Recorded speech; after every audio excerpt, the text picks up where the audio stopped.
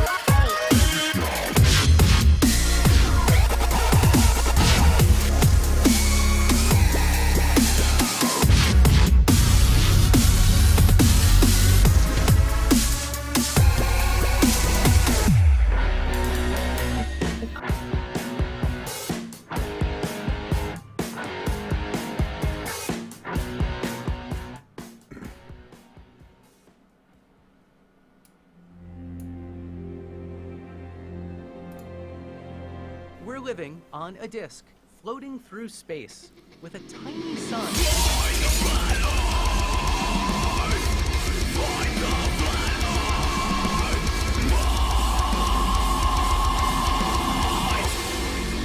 Hey, I'm FTFE and welcome back to the channel that does the stupidity what Neymar did to the Queen of Wakanda. That's not a spoiler, it was in all the trailers, so please chill out.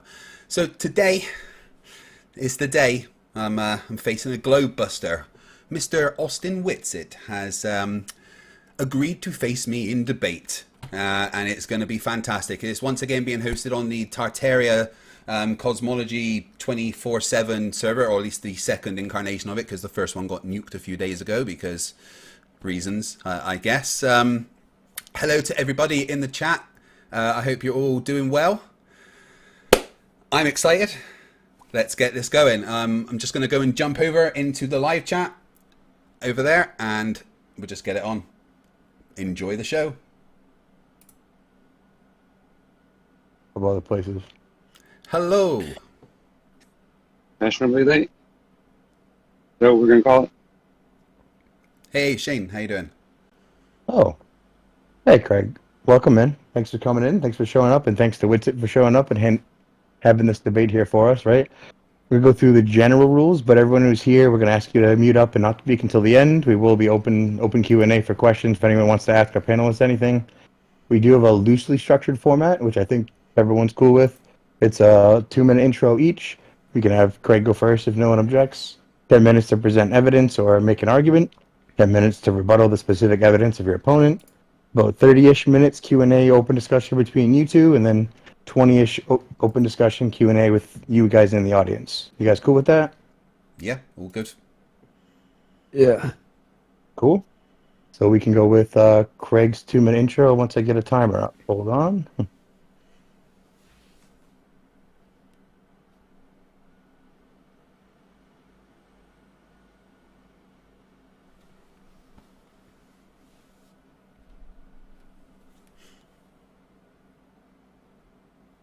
All right, you can take it away, Craig. Hey, I'm FTFE. I run the channel FTFE, where I debunk nonsense conspiracy theories and bad science. I've been doing it for about 4 years now, and it's a lot of fun. Been trying to debate Whitsett for quite a while, but you know, he rightly points out that I'm a horrible, horrible human being that shouldn't be spoken to under any circumstances. And, you know, I've obviously just worn him down enough for him to agree to do this. No, seriously, thank you to Witsit, and thank you to Shane for sorting this out. Looking forward to the debate tonight. I've done quite a lot of prep, and I will try to not turn it into a dumpster fire, I promise. I'll yield the rest of my time. Excellent. Already started with a little bit of poking, huh? I knew it. Being nice. Couldn't ask you. The nice Craig. Okay, got it. All right, take it away, man. Uh, yeah, what's up? My name is Whitsett. I have chosen not to debate FTFE for a while. That's correct. Because he's super, super toxic usually and whatnot. But anyway, I actually have done no preparation for this, and I think it'll be okay. And basically, just to reiterate what Globers hate to hear, what is just objective. The default empirical position is that the Earth is a stationary topographical plane. And it's how we take all of our measurements and like a baseline. And it's how we always treat the Earth for all technology. And that's what all of our observations show us as the default position. So the burden of proof actually lies on the claim antithetical to all that observation. And what you will see almost assuredly tonight is there will not be one single evidence proposed for the globe that is void of fallacious reasoning, which speaks for itself. But yeah, it should be cool. Hopefully everyone stays chill and doesn't interrupt a lot, and then let's do it. Cool. You both only used a minute. That's sweet. So now we can jump into Craig's intro, 10-minute presentation, evidence/argument. Yeah, Go for it. I'm going to have issues sharing my screen. It doesn't seem to work on Discord, but I mean, the words will be enough, and I'm sure that Whitsett has probably seen the things that I'm going to talk about before. So, If you have something to share, we can share it for you if you want, so you don't screw up your OBS or streaming setup. Well, I'll show it on my stream. So, I mean, you could always pipe that through if you want. Okay, with a nice delay then. I guess Yeah, we can it shouldn't be too long. Right. Anyway, okay. Let me know when I can start. Can somebody else stream Craig's show in here? One of our people in here, live stream panel. Anyone? Anyone on a computer can do it? No, 3DP. Everyone's silent. Only if I know if I stream it too and do ROBS, it'll be bouncing back and forth, and active window will switch. And Let me try. I'll pick it up, Shane. No problem. Cool. Give me a second you. to get on the YouTube. Thank you, man. Thank you. What's your channel, Craig? FTFE. Shows how much I watch it, doesn't it?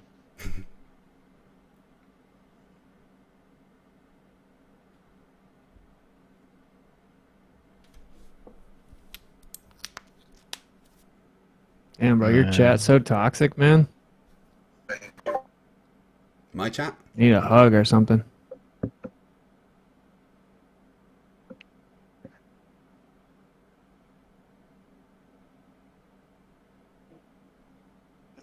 There we go, 3DP. I'll throw it in. Oh, is Noah doing it too? As Noah just got it, yeah? Yeah. All right. If Noah's got it, then all good. Good to go. Take it away. Okay, so I'm just sticking with simple observations and experiments that show us that the Earth is definitely not stationary and is spherical. And the default that I like to go to is talking about the Foucault's pendulum, and I'm sure everyone's heard it all before. A Foucault's pendulum is an excellent demonstration that the Earth rotates because it matches the predictions that you come up with from a hypothesis and allows you to test your prediction with an experiment. And the great thing about a Foucault's pendulum is that they don't need a motor or anything. They can just swing for a certain period of time. And based on how much drift you have from that straight line path, using Foucault's sine-cosine law, you can find your latitude on Earth. And it's a very simple thing to do. I like to go to the gentleman physicist who did his own experiment. This is the gentleman physicist, and he talks about all the different Foucault pendulum experiments, like this one in the museum that does have a motor, magnetic kicks pushing it. And then he does his own experiment. So in a big stairwell, he sets up his Foucault's pendulum, and excuse me, lets it go with a lighter, and it swings backwards and forwards. Under its own inertia, it goes for about 44 minutes, roughly, okay? And it's swinging backwards and forwards with a little paintbrush going through the ink pad, tracing its path. And after 41 minutes, it shows that the pendulum has drifted away from its straight line path, and there is now an angle of deviation that you can measure. So using what they see here, they can measure the angle, and it's around 7 degrees. The fact it's a clockwise turn matches the prediction of being in the northern hemisphere, which is another nice bit of empirical evidence. So they measure the angle, 7.89 over 0.688 hours. Doing a basic bit of maths, you could figure out how long it would take for that to do 360 degrees. And that's what's T in the Foucault's sine law equation. So you've got T, which in this case would be 31.4 hours.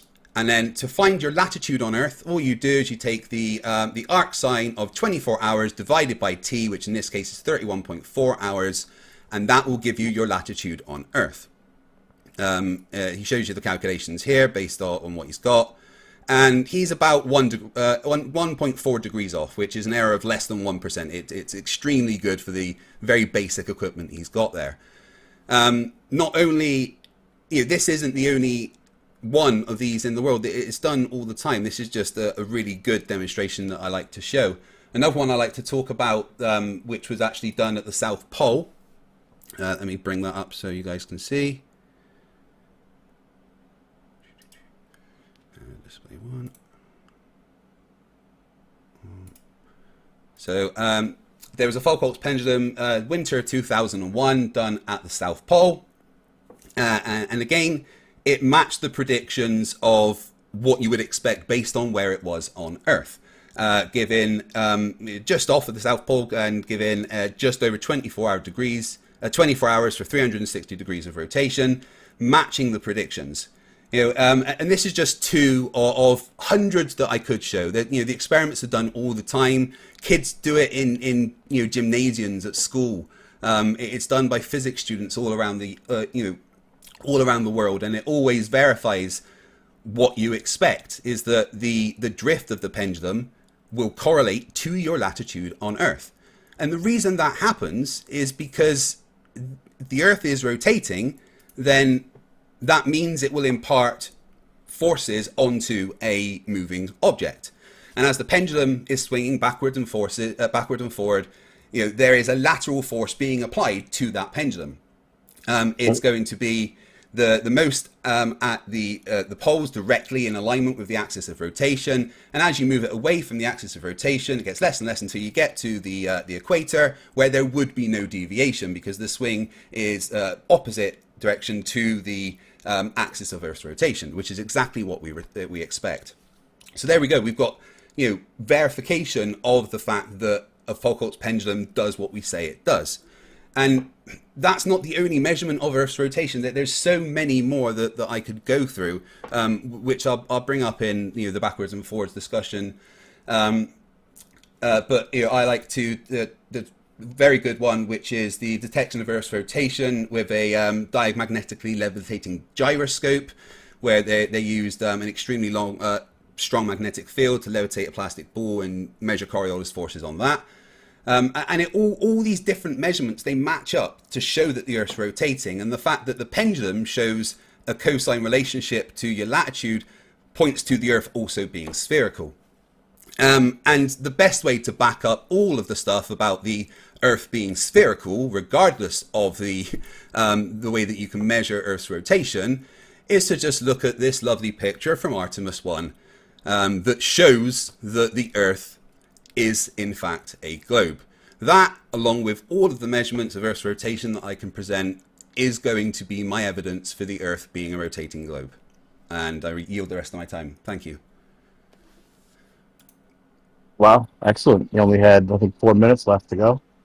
So, question though for our debaters: did you prefer that Whitsett now presents, or would you want to give him his 10 minutes to attack your opening presentation, as now it's fresh in his mind, and then you can do the same for him? It's up to Witsit. He can either present evidence for his case, or he can try and give his rebuttal.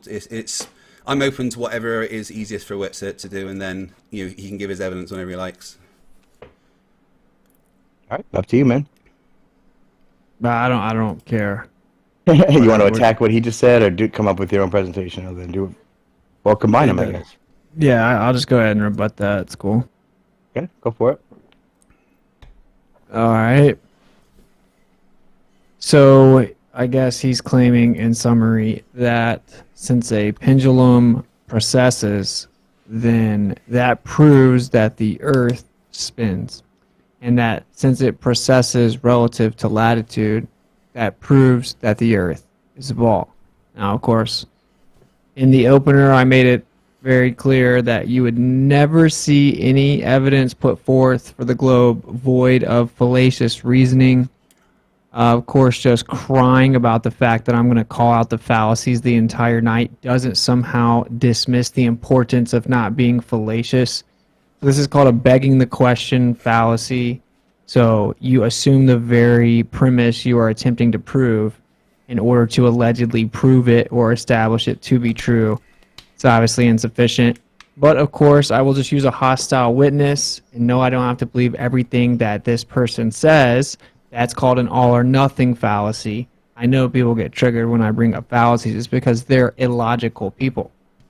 So Einstein will tell you himself that sidereal rotation is not exclusive to the Earth moving or the sky moving, and that is interchangeable.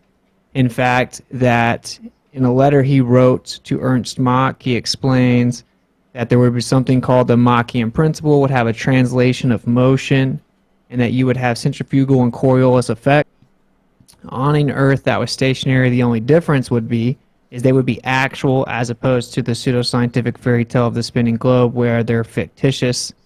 So that doesn't prove anything, of course. And then if you want to get into the specifics, of course, a Foucault's pendulum doesn't actually have an independent frame of reference. It's attached to the very thing it's allegedly detecting the motion of in a separate frame of reference.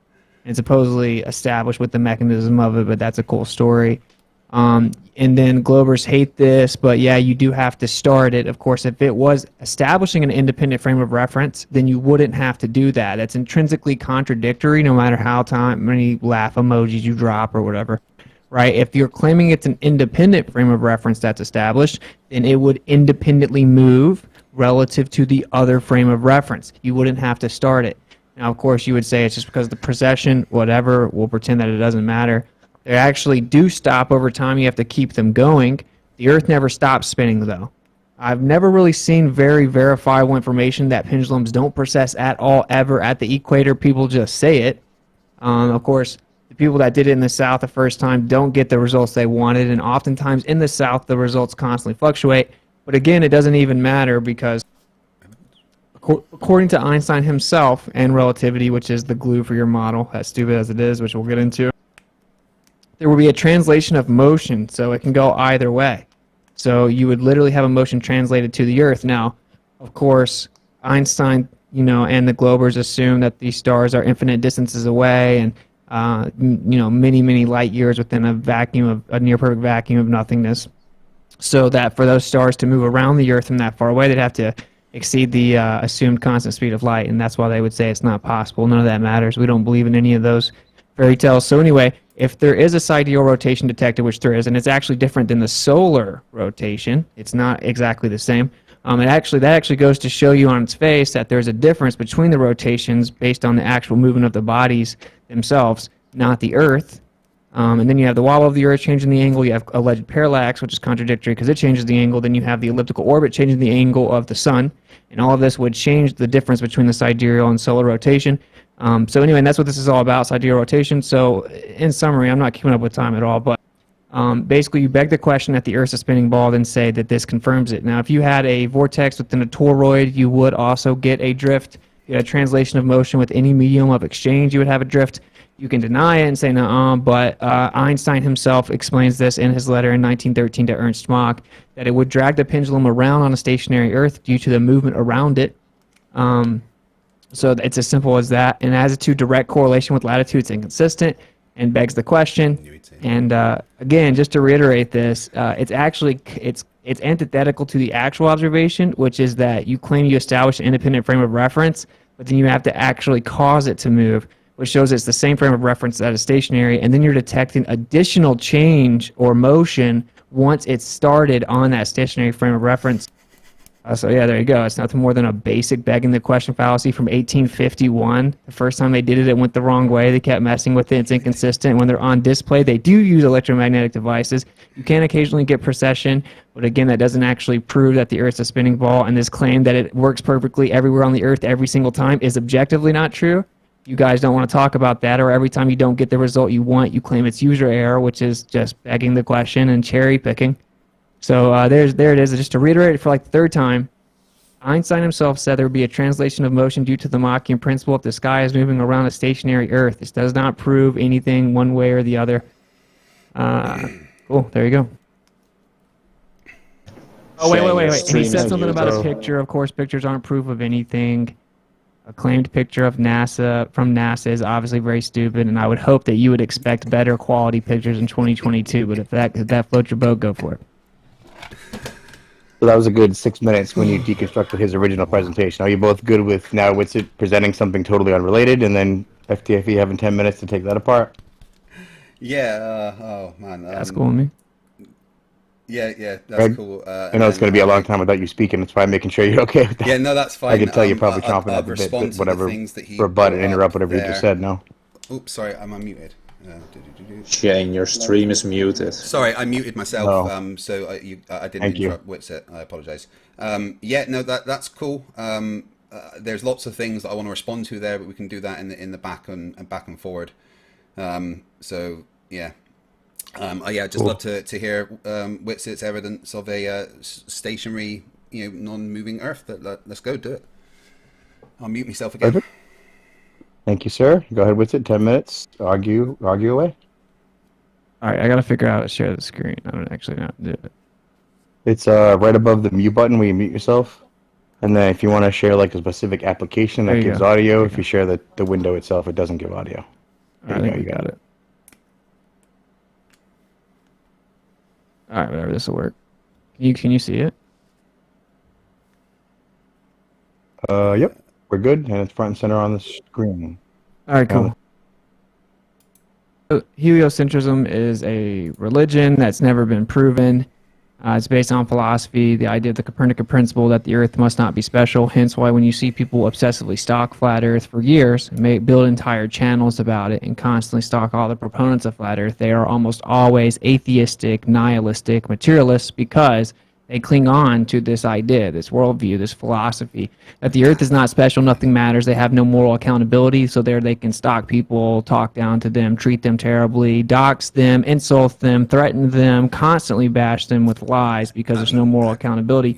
That may seem like a bit of digression or something. I'm not trying to poison the well, but I'm pointing out that this is actually built upon the idea that there is nothing special about the Earth, and that stems back to the idea that the Copernican principle is true and that the Earth does not occupy a special or unique position in the universe.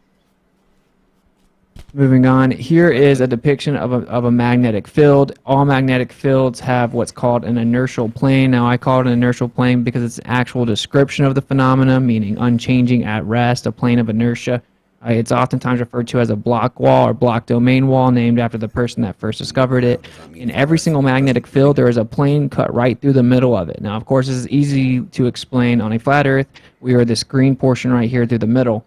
That is the plane. We reside within a dielectric plane, within the inertial plane. We observe the top half of the toroid. We have a vortex within it, which explains the sidereal rotation that is detected with interferometry, etc. And the globe does not have a working magnetic model to this day, Yes, we do. per all Ivy League schools and anyone that you could possibly bring up. So here's a picture of an inertial plane, a block wall within a magnetic field. Again, so this is just a magnetic film over top of it and a ferrocell image. we would basically, if you look at the bottom picture and were to flip it over, we would be looking up at the top half of the magnetic field. So this is where the inertial plane would be on the flat Earth, or which is actually just a topographical plane Earth, the true Earth.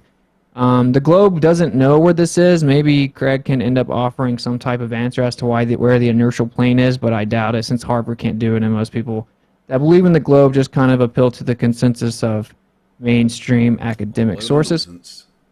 Here's another Flerfs cell image of it. If you look at the top left, exactly. Hopefully people will actually pay attention if they want to know the truth of their reality instead of just spiraling. But if you look in the top left here, you'll actually see like a flower of life geometric expression here. These are constructive and destructive lines of interference within the magnetic field.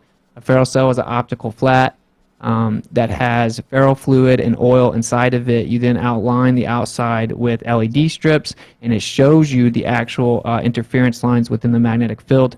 You'll see to the right here in the middle you have a black hole, we'll call it, and that is actually the source of the magnetism.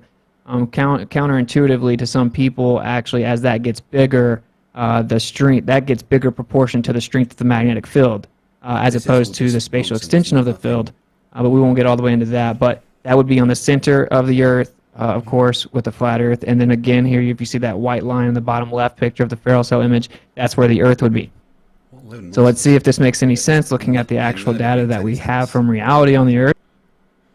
Well, here is a depiction of the magnetic flux on a flat projection. And as you can see, it matches perfectly with the Flerfs cell you see here in the top right of these images. It matches perfectly with what we see in reality. Now on a globe, this is all over the place, but you see that it matches perfectly with what the Flerfs cell image shows us would exist. And of course, we would be on the dielectric plane within the inertial plane, as the globe still can't explain that, not to be too reiterative, but moving on. So here is a video, and as you can see, this is the same thing that I showed you in the images. People always want a flat Earth model, and of course the globe doesn't even have a working model, so that's hilarious, and you can't even explain from the core out or accurate depiction of layers within the Earth's layers or what the magnetic field is, but that's where you live. You live within that. It's the only way that it could possibly exist and be sustained. So if you want to know where you actually live, or instead of just blindly believing the lie we were brainwashed with, just really soak that in.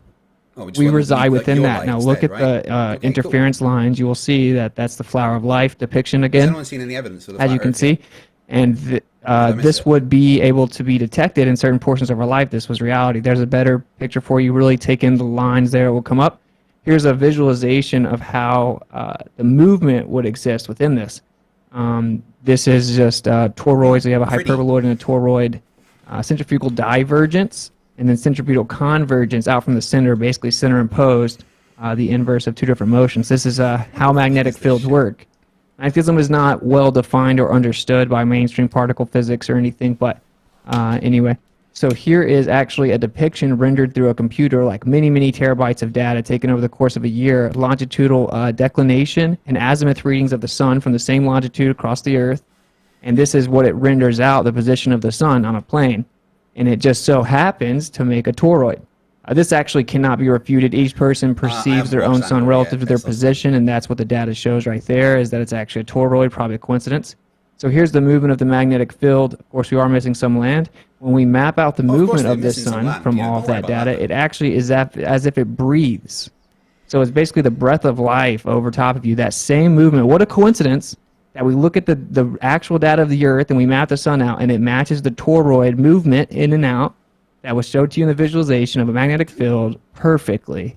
It's not a coincidence, of course. So this is just the actual raw data, many terabytes. I could give anyone the information if they want to see it. People love to talk about having a model for the sun. I just showed you two irrefutable positions of flat Earth that literally no baller will ever refute. Okay, so here's another depiction so you can fully take in the lines. Now let's see if we can find anything in reality that matches this. These are the cycles of the planets over top of the Earth. What a coincidence. Of course, I've never heard a baller ever respond to this or rebut. They love to claim there's no positive evidence. All of this is literally positive evidence. This is not positive evidence. Okay, This is you making soak it claims in. without positive evidence. This is positive evidence. The Earth is a plane that's stationary. These are all the movements of the planets, and as you can see, they match perfectly within that same geometric expression No, of they the don't. toroid. They're not the same. And this is not explained on the globe other than just a coincidence, or it doesn't really look like it matches to me, or whatever. It is. It's So anyone that's being perfectly intellectually explained on honest the would know globe. that there's no way it's a coincidence. If someone was to explain to me how it matches perfectly within it, I guess that would be interesting. But yeah, so there you go.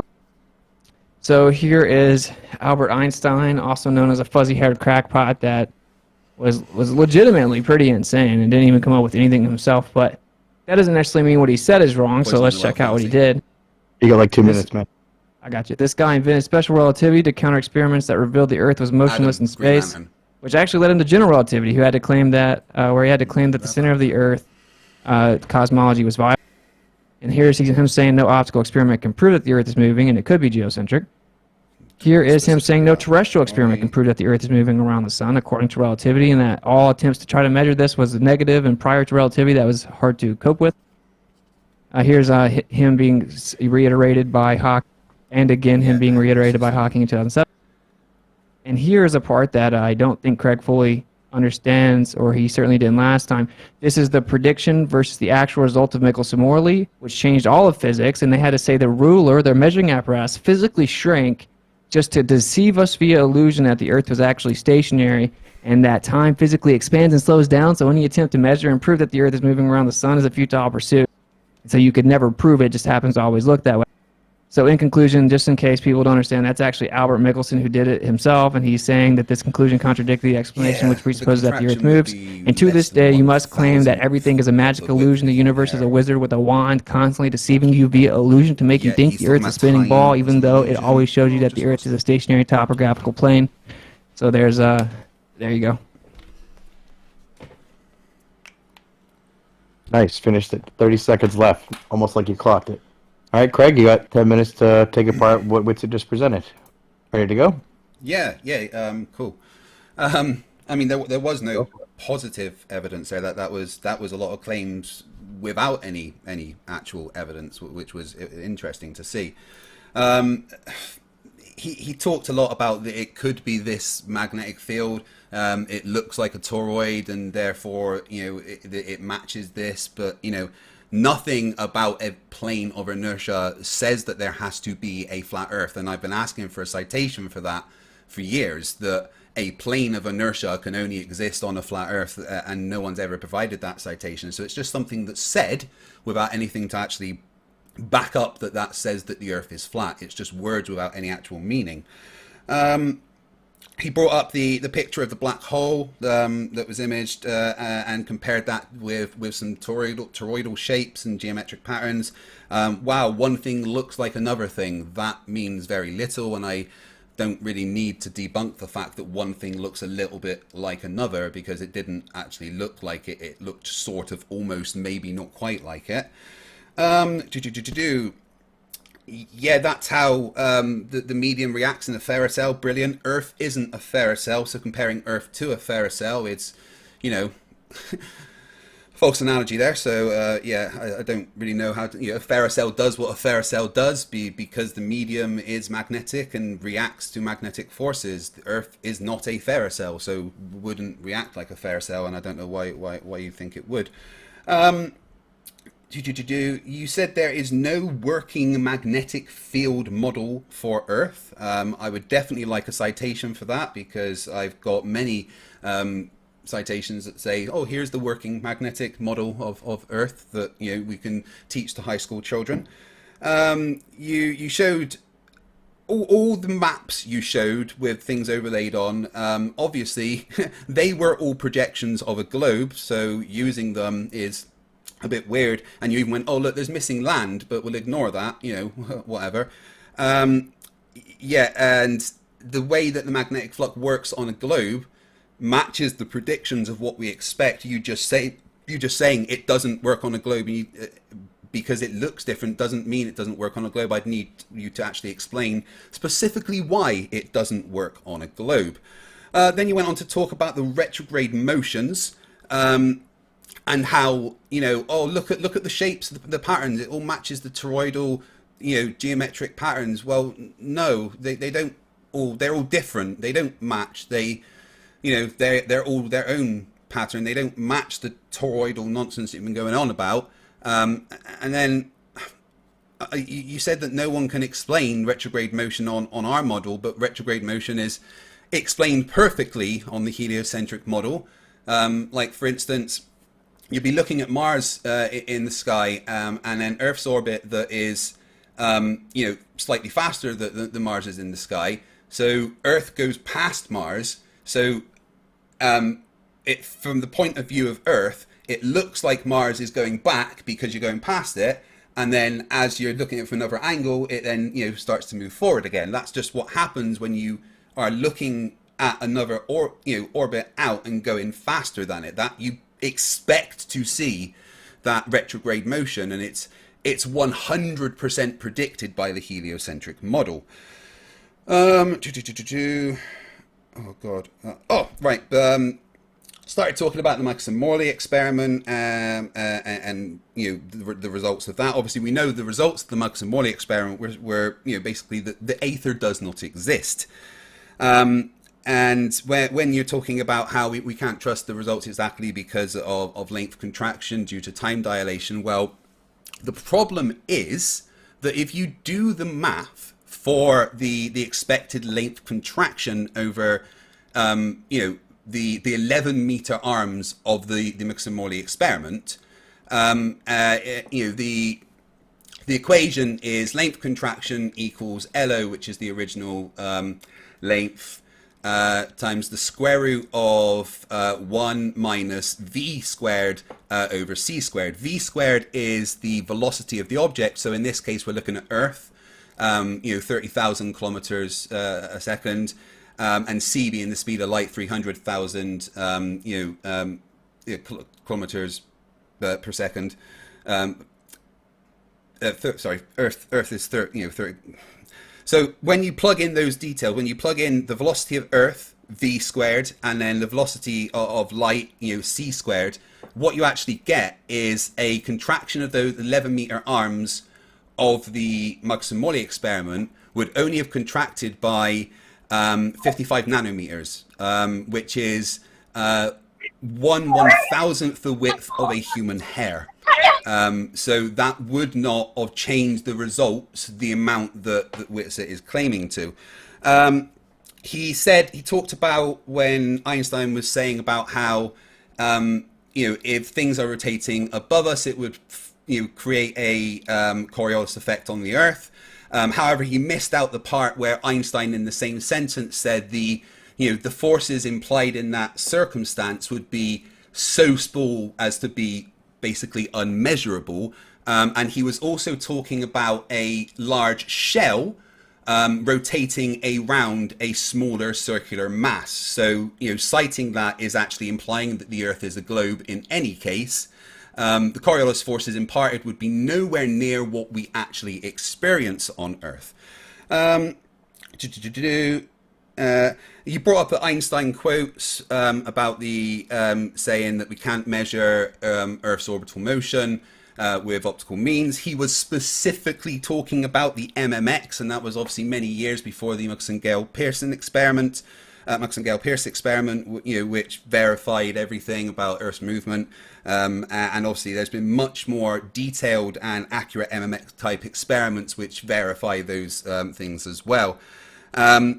When Stephen Hawkins cited Einstein, it's not what Witsit is saying. That book he is talking about is basically an anthology of things that Einstein said, with a foreword by Stephen Hawking of just 3 pages, where he just talks about some of the things that Einstein said. He never reiterates it or agrees with it. It's just a foreword by Stephen Hawking in a anthology book of things that Einstein said. Obviously, Witsit has never actually read it, even though he likes to cite that book a lot. I think that is all the nonsense that he brought up. I yield the rest of my time.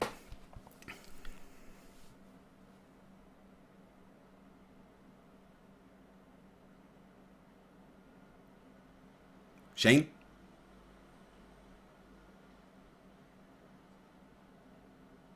Did we lose Shane? Shane, you're muted.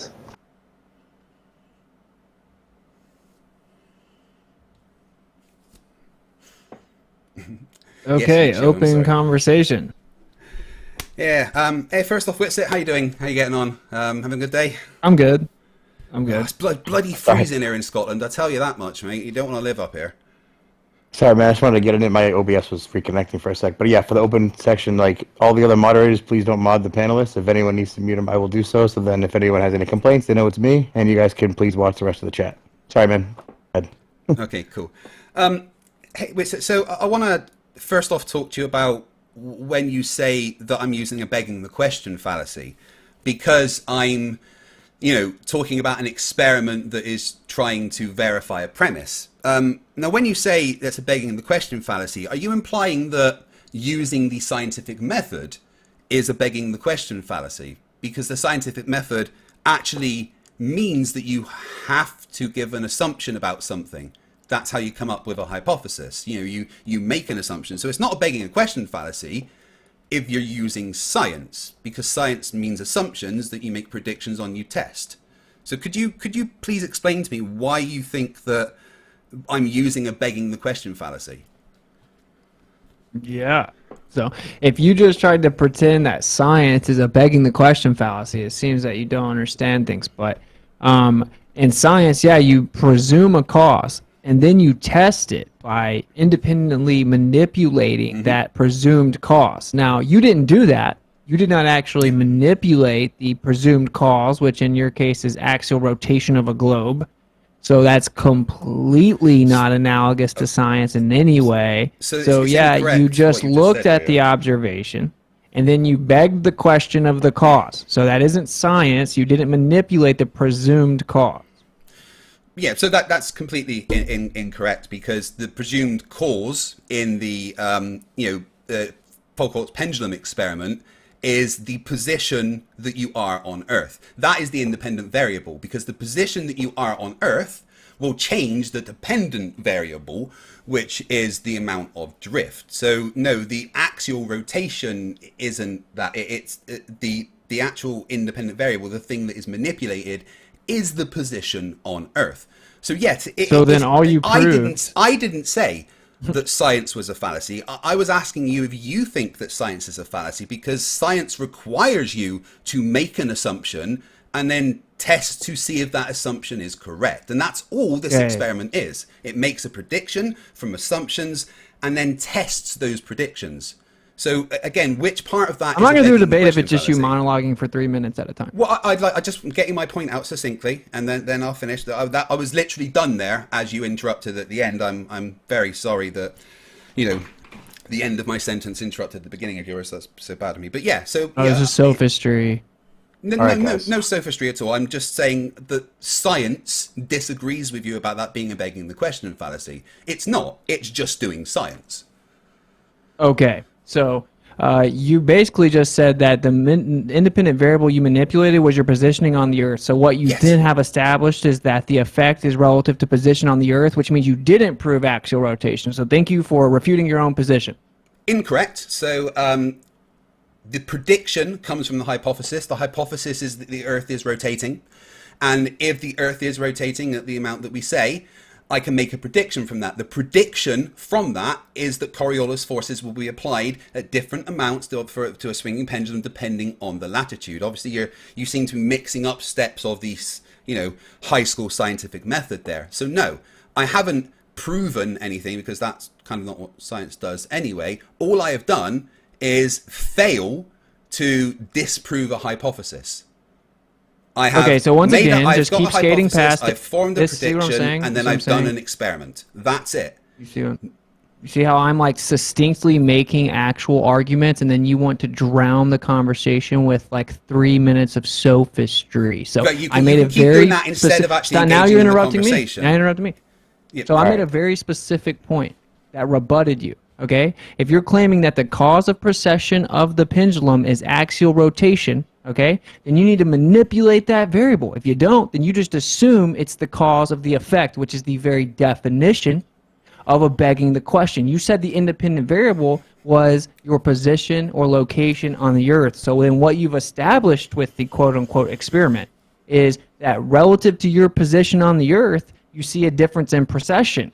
Even if it was to be assumed that it's all completely consistent. That doesn't prove that the Earth is the cause via axial rotation.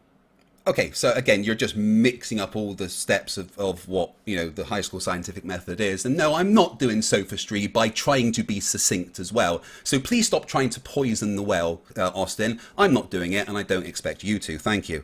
Now, I'm going to talk for a couple of minutes. Please don't interrupt me. No, it is not a begging the question fallacy. I'm going to reiterate the point. You have a hypothesis. The hypothesis is that the Earth is rotating at the rate that we say. That's the hypothesis. The next step after that is to form a prediction. That's what you do. That's what science does. Tells you that you do. The prediction in this case is that a swinging pendulum will precess at a different amount according to Foucault's sine law. And then you do the experiment. The experiment, the independent variable, is the position on Earth, because the position on Earth will give different amounts of Coriolis forces being applied. Coriolis forces are being applied because the Earth is rotating. There's no other plausible mechanism for Coriolis forces to be applied at the amount they are, matching the predictions of the hypothesis. None of that is begging the question. No, I'm not stopping. Don't Shane, if I me. leave, you can claim that I rage quit, but I didn't sign up to hear him be a sophist for 5 minutes at a time. I said I'm going to talk for 2 minutes. Now stop being a crybaby and just let me finish my sentence. You can tell your little crowd that I rage quit, but this is what you want to do. I'm giving succinct arguments. I'm giving succinct arguments back and forth. And so am I. And now you're just interrupting now you're talking me, Whitsett. Hold on, guys. This is why I never was on your channel. Open Q&A is not mean I can talk for 5 minutes and you can't interrupt. That's not what open Q&A, Craig, means. It means you have a conversation back and forth and you guys can work it out because you're both adults, right? I am specifically answering his question. No, it's back and forth. Back and forth. So you don't go on a whole monologue about 5 different points. It's one point at a time. That's how debate works. It's one so point. Here's I'm the point. Talking about here's the point. You point. didn't manipulate the independent variable of axial rotation. You presupposed it's the cause of differentiation and precession. That's not the independent variable in the Foucault's pendulum experiment. The independent variable. You didn't prove that's the cause then. Interrupting me once again, Witsit. You are the one that is being the one that's interrupting. So no, the independent variable in the Foucault's pendulum experiment is the position on Earth, not axial rotation, because you cannot change the axial rotation. That is not going to apply different amounts of drift. That is not that is not the cause of the different amount of drift. So no, you're wrong. So the axial rotation isn't the cause of the precession of the pendulum? The precession of the pendulum, the drift of the pendulum, is varying depending on your location on Earth, because the Earth is rotating. So it's detecting axial rotation? It's detecting Coriolis forces being applied because the Earth is rotating. So that's a begging the question fallacy, and this is why I brought up that Einstein explained the Machian principle, which you then diverted away to him saying that it doesn't change much. Well, that's because he's assuming that there's an infinite distance between the stars and that there's an infinite vacuum. I covered that. You didn't listen. So if there was much more local with the medium of exchange, then you would have a greater Coriolis effect exchanged to and translated to the Earth. But the point is that you're begging the very question you're claiming to prove. You're saying Coriolis effect happens. Therefore, it has to happen because of axial rotation, and then you said because there's quote-unquote no other way. So you're making a claim of exclusivity built upon a begging the question fallacy. Thanks for playing.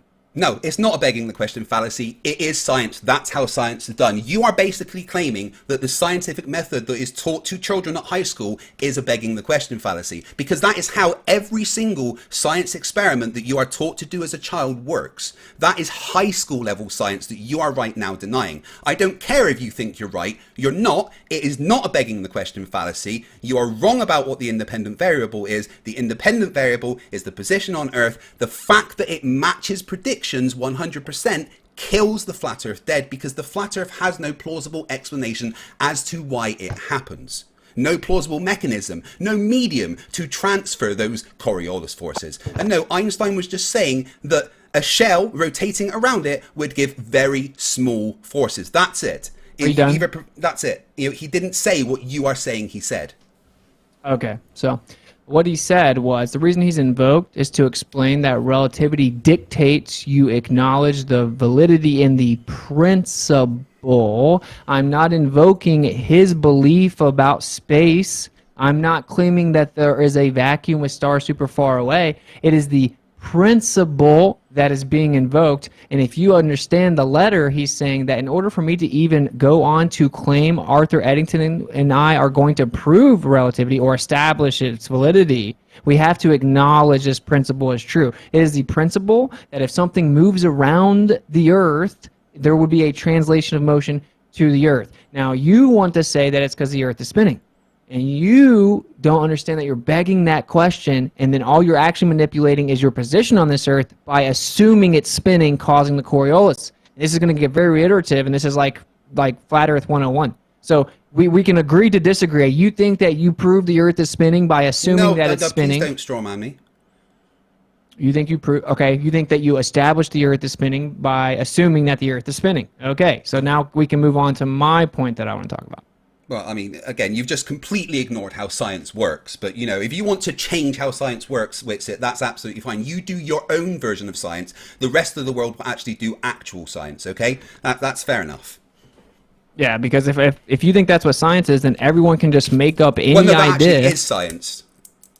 So what you're saying is anyone can just make up any idea, and yeah, then absolutely. If the observation a hypothesis matches, can be whatever you want it to be. You can, as long as it's something that's you're testable, unbearable, dude. your hypothesis can literally be whatever you want it to be. Okay, and so if you have an observation that you see, then you make up a hypothesis, and then the observation keeps happening, you say, look, it matches my hypothesis, then you think that proves something without independently manipulating that variable. Your independent variable is your presumed cause, okay, because you have a cause and effect relationship test, right? You have an independent variable that allegedly causes the dependent variable, the observed phenomenon. You have to manipulate that independent variable, that cause, to prove it actually causes the effect. You're not doing that. You're automatically starting with the presupposition that the difference on the position of the Earth is because the Earth is spinning. You already baked that presupposition into it. Yes, that's the prediction, which is how science works. You make a prediction from your hypothesis and test your prediction. You don't specifically directly test your hypothesis. The IV and DV in your hypothesis are not going to be your IV and DV in your experiment. For instance, the IV and DV in your hypothesis, you can actually have multiple IV in your hypothesis, but your experiment can only have one. The problem here, Witsit, is you're mixing up a hypothesis and an experiment and kind of forgetting about the prediction part in between. That's fine. You know, if you need to go back to high school and learn the high school level science before we have the conversation, that's absolutely up to you. But if you want to change how science works, that's fine. It'll be okay. Okay, a hypothesis is a proposed cause and effect relationship test. You see an observation, you're like, hey, I wonder what causes this. You're like, you know what? I think this causes that effect. Then you go and test it by manipulating that presumed cause to show that it causes the effect. And then you control other variables to make sure that you can isolate that one the best that you can. So agree to disagree. If you think that proves the Earth spins, please keep on saying that to all of your zealots in your chat. I don't care. You just missed a step in the scientific method, though. You skipped prediction. Why did you forget about that step? The hypothesis involves a prediction. No. Hypothesis and prediction are specifically different things. I can give you hundreds of citations for that. The hypothesis is not the prediction. They are separate things.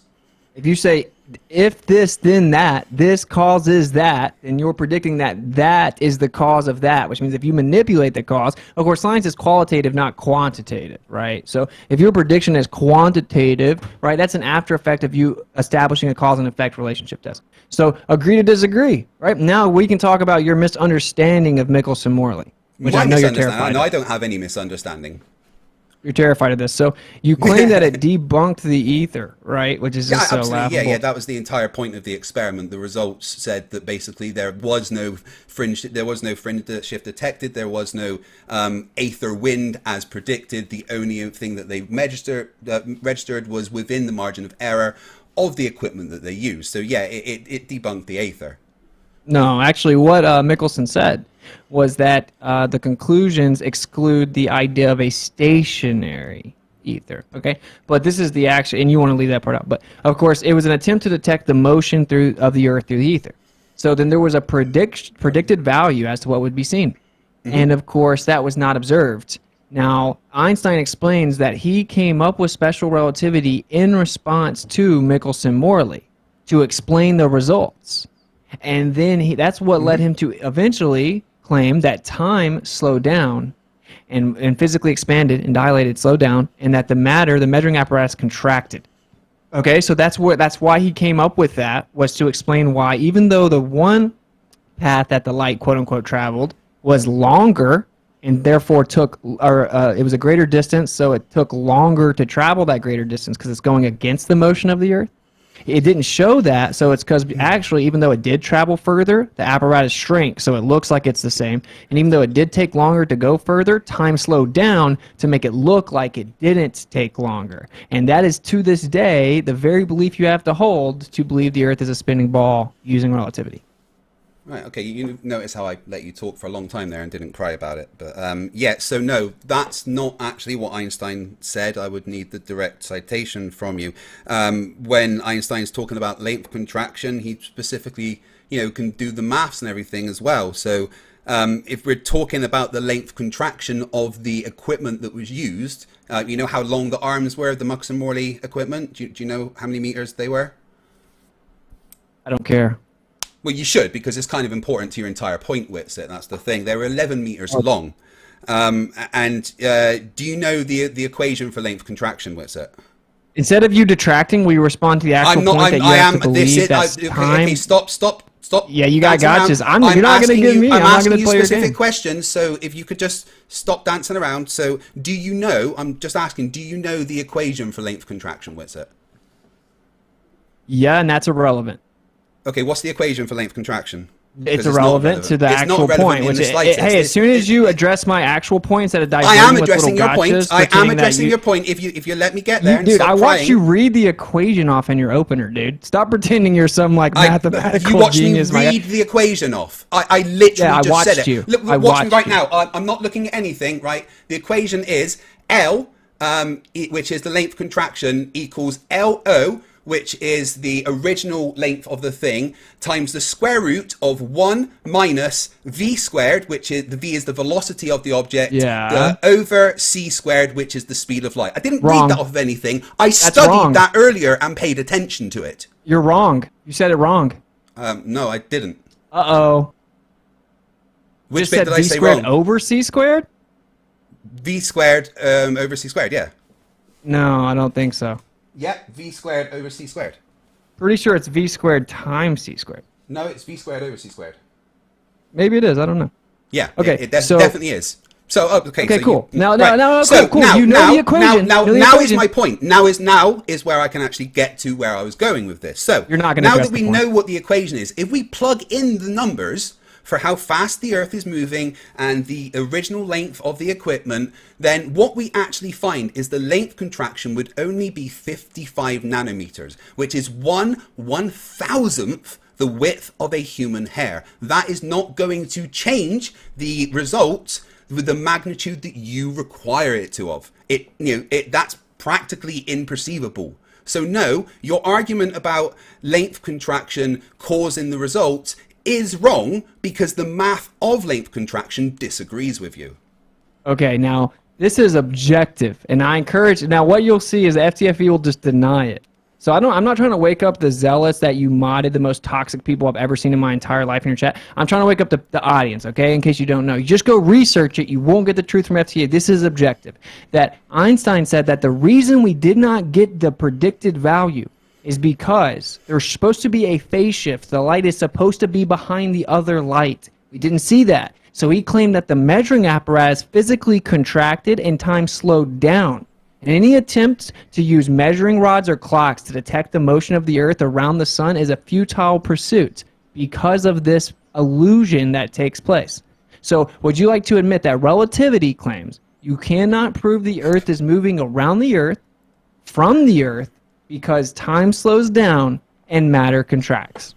No, absolutely not, because the amount that time slows down and matter contracts is practically imperceivable. So much so that the equations, when you use relativistic speeds versus non-relativistic equations, actually give the same result. So no, relativity doesn't say that. And in fact, you can specifically measure the orbit of the Earth around the sun using relativistic Doppler measurements. And I specifically got the paper for that earlier, so I can actually pass you that paper to have a look at, showing that the orbit around the sun matches what we say it to. It is actually the Earth moving and nothing else, based on spectroscopy and Doppler measurements of distant things. So You can use relativity to show that the Earth is orbiting around the sun. What you cannot use, which is what Einstein was talking about, is the Michelson-Morley experiment, the results of the Michelson-Morley experiment, or any experiment like the Michelson-Morley experiment. That is the only thing that Einstein was talking about. He never spoke about anything else. And when he said that, it was 10 to 15 years before the Michelson-Gale-Pierce experiment, which verified a lot of things from the Michelson-Morley experiment. So no, Whitsett, you are completely wrong. Wow. That goes to show you literally don't understand anything, because Michelson-Gale-Pearson is about sidereal rotation. It literally has nothing to do with Michelson-Morley trying to detect the orbit. Secondly, he's giving a speech talking about what made him come up with special relativity. He says Michelson-Morley in '87 is what started it, right? And then he came up with special relativity, which was like 18 years later or whatever, right? And so he came up with the idea that that matter contracts. He actually didn't come up with it. Lorentz did. He stole it and threw out the ether. Then he said time expands. Now that's one quote where he says no optical experiment can detect the motion of the Earth around the sun. And he has another quote explaining that to the question whether or not the motion of the Earth in space can be made perceptible in terrestrial experiments, we have already remarked that all attempts of this nature led to a negative result, all of them, and before the theory of relativity was put forward, it was difficult to become reconciled to this negative result. So, if you understand that, what was it about relativity that reconciled the negative results?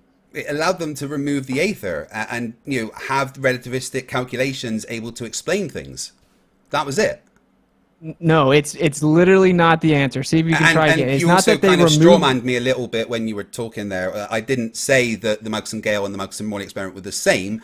I said some things from the Michelson-Gale-Pearson experiment verified some of the things from the Michelson-Morley experiment. And that was years after Einstein said what he said about not being able to detect the motion of the Earth. All right, let's see if you can try again. So what was it about relativity specifically that allowed them to become reconciled with the negative result of all terrestrial experiments that attempted to detect the motion of the Earth around the sun? Well, it's the fact that relativity gives us the position of not knowing if it's us or something else moving from a reference frame point of view. That's Why? it. Why? Because you need other things to be able to determine that. That's it. That's why we use other things as well. We don't just use relativity, but we can actually use relativistic effects to still measure the orbit of the Earth around the sun. You just say use other things? Yes, we can use other things as well as relativity. We don't just have so to you use don't understand relativity. it. You literally don't understand it. So the reason, I'll help you out here, the reason, I've already told you the answer though, but the reason is that relativity claims that time expands and that matter contracts relative to its motion. So any attempt to detect the motion of the Earth using any measuring apparatus comprised of matter within space, and so using any distance, or any attempt to use anything involving time, will show you a result that looks like the Earth is stationary because time slows down when in motion, and the matter contracts when in motion. That is how relativity reconciled the negative results. No, again, you're mixing up things and talking about relativistic speeds when there is no relativistic speeds. The Earth doesn't have relativistic speeds. The contraction and the time dilation on Earth is going to be so minimal that it's not going to affect the equipment in the way that you are saying. Einstein didn't use those words that you are saying in the context that you are saying that he did. Just like you misquote everything that Stephen Hawking was saying in the foreword of the anthology book, you're taking it out of context and putting it into something that it's not actually talking about. I know you're trying desperately to divert away from how the whole audience sees you literally don't understand what's going on right now, but the truth is, no, you didn't. You said you can use other things when I asked you how does it explain it? How does it reconcile it?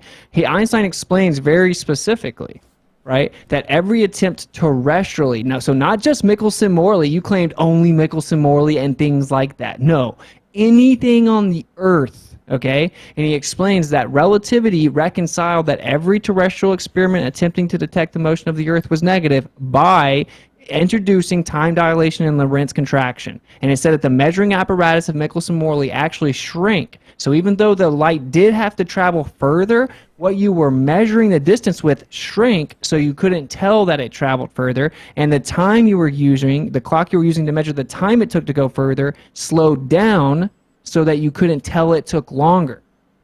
This is basic relativity 101. Okay, well, it's not, because you didn't listen to what I said. The actual maths of length contraction disagree with you. Why is it the actual maths of length contraction disagree with your claim? How so? Are you saying that length contraction wasn't applied to the measuring apparatus? I'm saying that I told you specifically how much the length contraction is. It is 55 nanometers. That is how much the 11-meter arms of the Michelson-Morley experiment contracted by. 55 nanometers. That's it. Okay, how much was the light supposed to be behind the other light? How much was the light supposed to be behind the other light? Well, I'm talking about how much the actual apparatus contracted. 55 Wait, how do you know it contracted? Nanometers. That's it. If we're using the maths of length contraction, right? We're saying that the length contracts based on relativistic effects. Then you follow through the maths, and it shows that the length contraction of the arms of the Michelson-Morley experiment would have been 55 nanometers. So why did he have to apply that math to the measuring apparatus? He didn't. That's my point. The measuring apparatus would have contracted by such a small amount. This is the maths that Einstein gave us for the length contraction. The maths alone disagrees with you. When you do the maths, no, you're just saying that. Wait, why? I'm not just saying that. I literally did the maths to verify something earlier that I was told. I did the maths myself to verify something that I was told by somebody else. The maths of length contraction. You were told by Debunk Flat Earth, DFT. I know who you were told by, right? My other fanboy. But this is not relevant, because what you're saying is it is relevant. I said, how do you know that it contracted? You said, oh, that's what the math predicts. So you didn't know. Right? The math was just applied to, and it was assumed. You can't measure that difference. You didn't measure that it contracted. You just assumed it, applied the math to it. So any logical person knows, well, then why did Einstein say that you had to apply that math to it and claim that it contracted? The actual answer is because the predicted value wasn't seen and observed, which means that to claim the light traveled further going against the motion of the Earth but wasn't being able to be measured was because the apparatus contracted just enough to make it look like it was the same. Why else would he apply that math to the apparatus? The 55 nanometers, Austin. 55 nanometers over 11 meters. That is the contraction. That does You're not answering the question. I am answering the question. That does Why not did he account. apply the math to the apparatus? But he didn't apply the math to the apparatus. Whoa! That's so you're the thing. saying that that's the thing. When you actually apply the math, I'm telling you, this is the math applied to the apparatus right here. I've done it myself. Right? I verified what I was told. So the math applied to the apparatus shows a contraction so small it would not make any difference. 1/1000th the width of a human hair. Your claim is that length contraction is happening. If you use the math of length contraction, it shows it doesn't make a difference. So why was it applied to the apparatus? It wasn't, because it didn't make a difference. Dude, you just don't understand it. Okay, so this is what happened was Lorentz came up with a Lorentz contraction, but he assumed there was an ether causing it to contract the matter. Einstein took the Lorentz contraction math, but threw out the ether. And then what he said was, this is because of Michelson-Morley. Einstein explains it in his speech. The reason he came up with special relativity was because of Michelson-Morley. Special relativity claims that matter contracts and time expands and slows down. So if Einstein said the reason that I came up with special relativity, which says that time slows down and matter contracts, is because of Michelson-Morley, can you explain to the audience what that means? Ah, right. Okay. Yeah, so Einstein absolutely said that... yeah, the Michelson-Morley experiment, the results of that is what led me to my conclusions about special relativity. But he did not say that it's because the time dilates and length contracts. That's not why that led him to that. You're just conflating the two. Nowhere did he actually say that the results of the Michelson-Morley experiment led me to special relativity because length contraction and time dilation explains what's happening. Nowhere did he say that, and I challenge you to give me a citation of him actually saying that. Yeah. So where did Einstein get the Lorentz contraction from? I don't know exactly where he got. I imagine from Lorentz. Okay. Why did Lorentz propose the Lorentz contraction? To explain relativistic effects. In what? In whatever needs it to be explained. That's why the length contraction equation has both the contracted length and the original length. No, Lorentz proposed the Lorentz contraction to explain the Michelson-Morley experiment. Again, the length contraction of the Michelson-Morley experiment is so small as to be imperceivable. You are mixing up things. Okay, so I need, because the light doesn't change much. I need citations. Right? You're lost, but the light doesn't change much. I'm not lost. I've actually done the maths, and it debunks your claim, Witsit. The math itself of length contraction debunks your claim. I want a citation. Why did Lorentz propose the Lorentz contraction? I would like a citation that the Lorentz contraction was specifically because of the Michelson-Morley experiment. I would also like a citation of Einstein saying that it was specifically because of length contraction and time dilation that we got the results of the Michelson-Morley experiment. Okay, Frankly, and you're going to publicly admit to your whole audience once I provide it to you. I think you are making up those quotes because they are not the things that Einstein said. And the maths of length, you need to listen to this bit. The maths of length contraction debunks your claim. No, it doesn't. That's why I asked you specifically, well, how much would the light be off via phase shift, and how does that compare to the distance measured by the apparatus if you apply the Lorentz contraction? And you said, I don't know. It would be a lot more. Oh, really? It'd be a lot more. Really? It would be a lot more than 55 nanometers. I don't know exactly how much, but it would be a lot more than 55 nanometers, yes. Really? How much more would it be? I don't know the exact amount. I'd have to do the maths. So how do you know it would be a lot more then? Because the ratios are much higher. The numbers that involved straight away are much higher. It's the what are those numbers? 55 nanometers over 11 meters is not going to explain the difference of light traveling at 300,000 miles per 300,000 kilometers per second.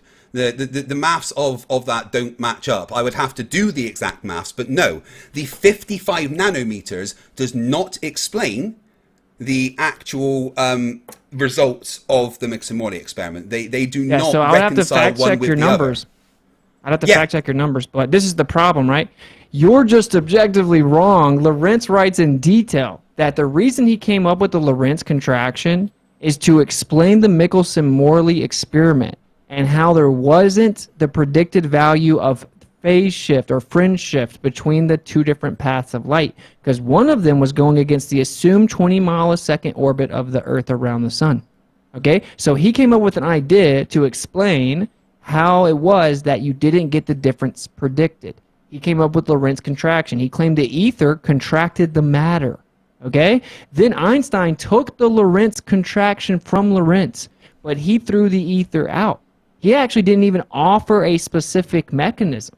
And he took the math, and then he used that to explain Michelson-Morley, which is what he's explaining in his speech as to why he came up with special relativity in the first place.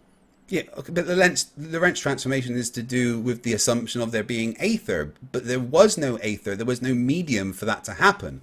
Einstein didn't need to propose a medium. He was just saying, well, this happens based on what we expect the maths to be. You know, there wasn't... What? There wasn't... Einstein, he never proposed a medium for these things to happen. He just said, well, this is what the maths of relativity shows we expect to happen. Right? Whereas dude, he integrated the math into relativity because that observation had to be explained. So where was his evidence that matter contracted? It was theoretical. It always was theoretical. Based on what? Based on what? Based on maths. No, it was based on the Michelson-Morley. Yeah, the maths of what came out of it and the way to explain what was going on. But the actual contraction of the matter is so small that it wouldn't have affected the results of the Michelson-Morley experiment. Again, 55 nanometers is not going to change the shift, the amount of distance the light has to travel and the time that it takes to travel, and exactly match. That doesn't correlate. You know, I'm going to have to do the exact maths to show that, just like I verified the maths earlier of the length contraction of the arms. But the fact is, the Here's length James A. contraction Coleman. of the arms is 55 nanometers, which is not going to change the things that you need them to change. Yeah, light is quantified in a very, very small scale. I'm guessing that you're lost, but what you won't do is you won't do a stream tomorrow and admit to your whole audience that you were wrong about all your claims tonight. I can guarantee that. This is James Coleman, Hey, professor of physics. I always Professor admit of if I'm physics wrong. explaining the very thing you're claiming. In relativity for the layman, the explanation which had the most appeal in accounting for the negative result of Michelson-Morley's experiment was one that was literally dreamed up for that purpose. It's the so-called Fitzgerald-Lorentz contraction. So it Okay, was but- literally invented Sorry, I thought to you finished. explain the Michelson-Morley results. Einstein took that same mechanism to explain Michelson-Morley results, but threw the ether out, did not provide a different mechanism. And then to explain the actual phase shift that was detected, he said that it was instrumental error. No, he didn't say instrument error. He said margin of error. Based on the instruments. Yeah, every instrument has every single instrument in the world has a margin of error. You know, measure And why does all- it only vary relative to a certain direction and not in all directions?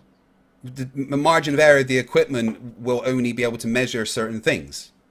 But why was the But- phase shift only directed in a certain, or detected in a Because of certain the direction and not orientation all? of the arms. That was what you were trying to do. But what you're failing to realize is that the much more accurate Muggs-and-Morley type experiments have been done to verify even further and further the conclusions that we've got. And it all shows that the Earth is the thing that is moving. There is no aether, no magic medium that is transmitting light. And length What, you're saying that the contraction is repeated relativistic, right? You're saying the repeated results show, so the repeated Michelson-Morley experiments show that it is the Earth that is moving? Is that what you just said? I'm saying no, it's part of the thing that we can use to verify it. How so? Because we can look at the results of that and compare it with everything else, like the other But the claim is measurements that it doesn't detect the motion, though. Yeah, so what we do is we look at the results in the Michelson-Morley experiment, right? And we compare them to all the other experiments that we've done, and then you can, oh, well, that explains that if the Earth is moving, well, that explains those results.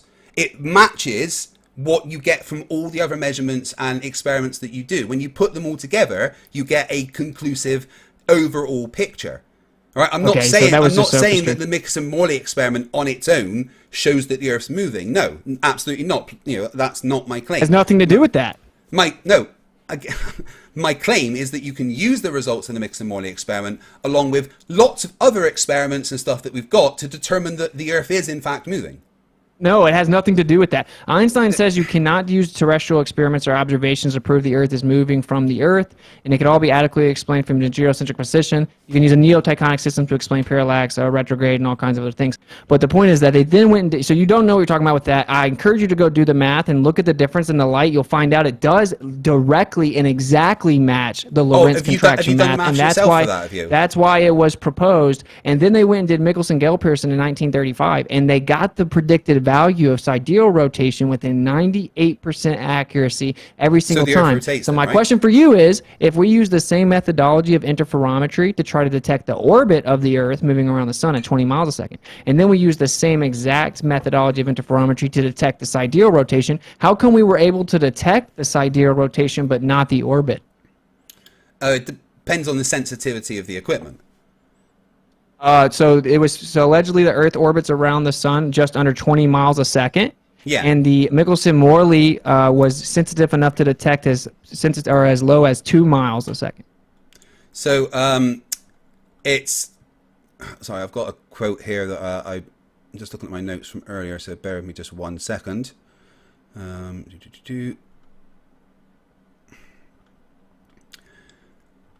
Sorry, I want to get the correct thing to make sure that I've said it right. Oh, there it is. While you guys have a quick Grab pause, the we got about green. 7 minutes left. Yeah. Open Q&A. If you guys want to extend it from there, you can both agree to, or we can go to questions after that. Where is it?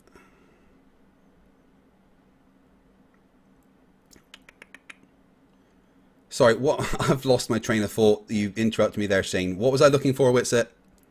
Yeah, so my question is, you said, first of all, it depends on the sensitivity of the apparatus, but the apparatus was sensitive enough to detect 2 miles a second when they claim the Earth's orbiting 20 miles a second. And the question is, if we were using interferometry in Michelson-Gell-Pearson and it matches the prediction of sidereal rotation within 98% accuracy every time, then how come the same methodology of interferometry doesn't detect the orbit? Right, so... in orbit, there's no centrifugal acceleration measurable because the centrifugal acceleration in the reference frame and the orbiting body is cancelled by gravity exactly, or vice versa, at each molecule, ignoring the very tiny tidal effects.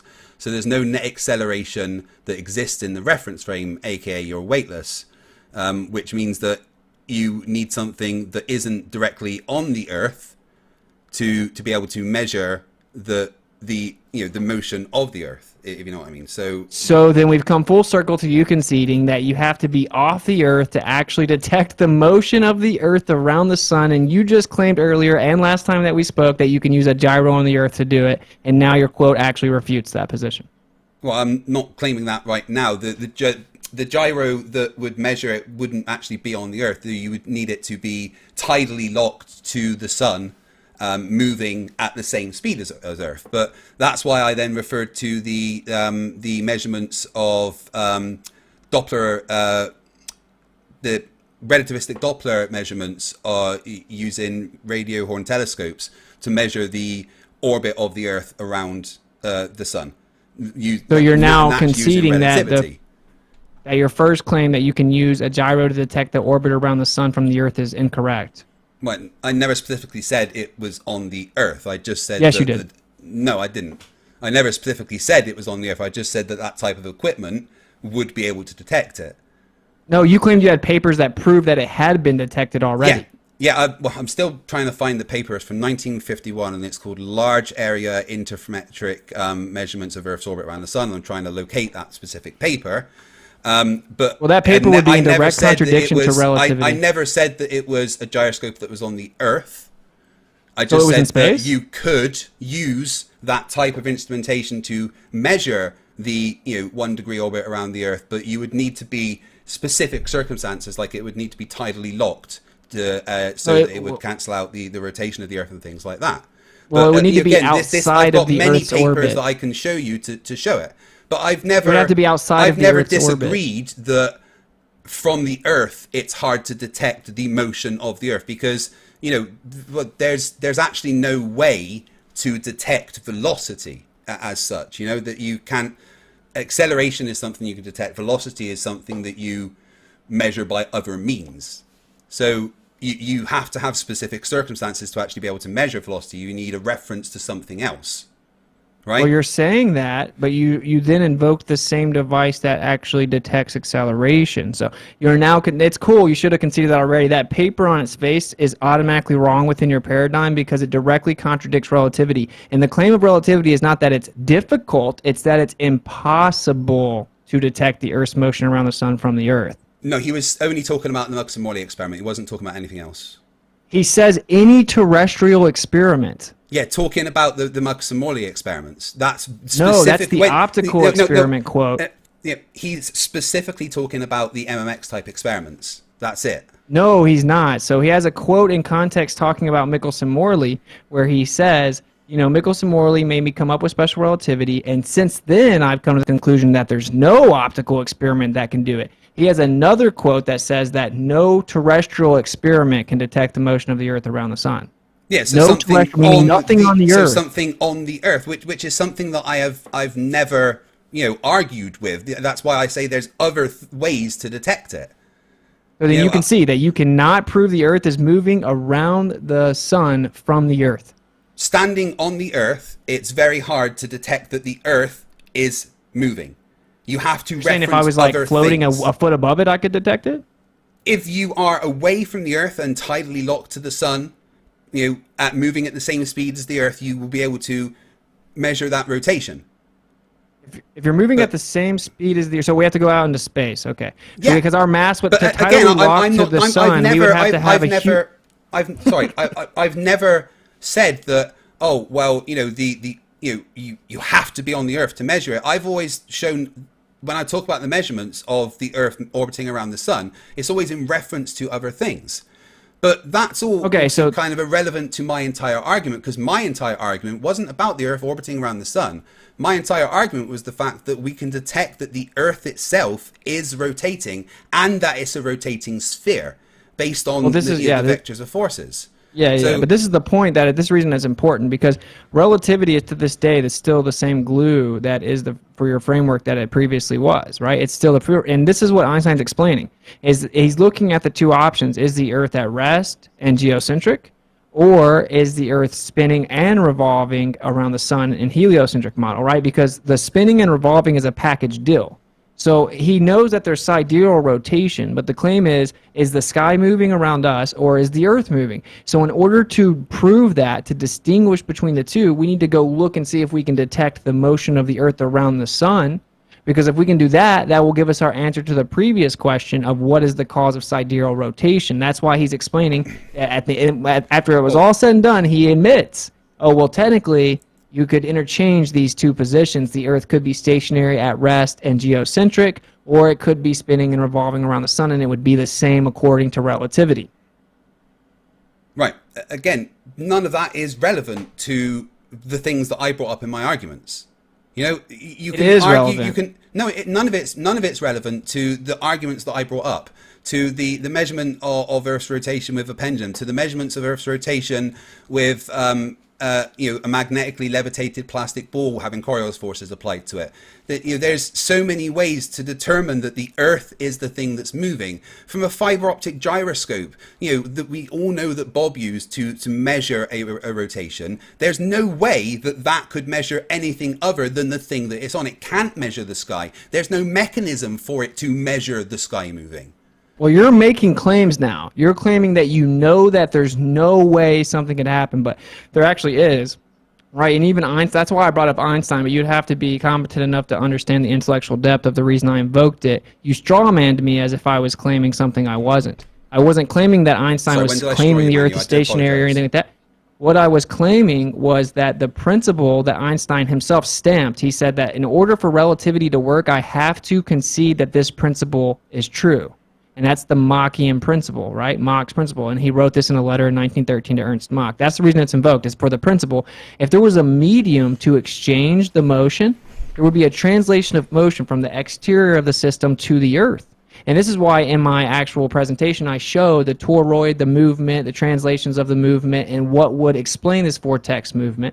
Right? So you're just claiming that it wouldn't explain it, but it would. Even Einstein himself said you would have a translation of motion that would cause Coriolis and centrifugal effects that were actual.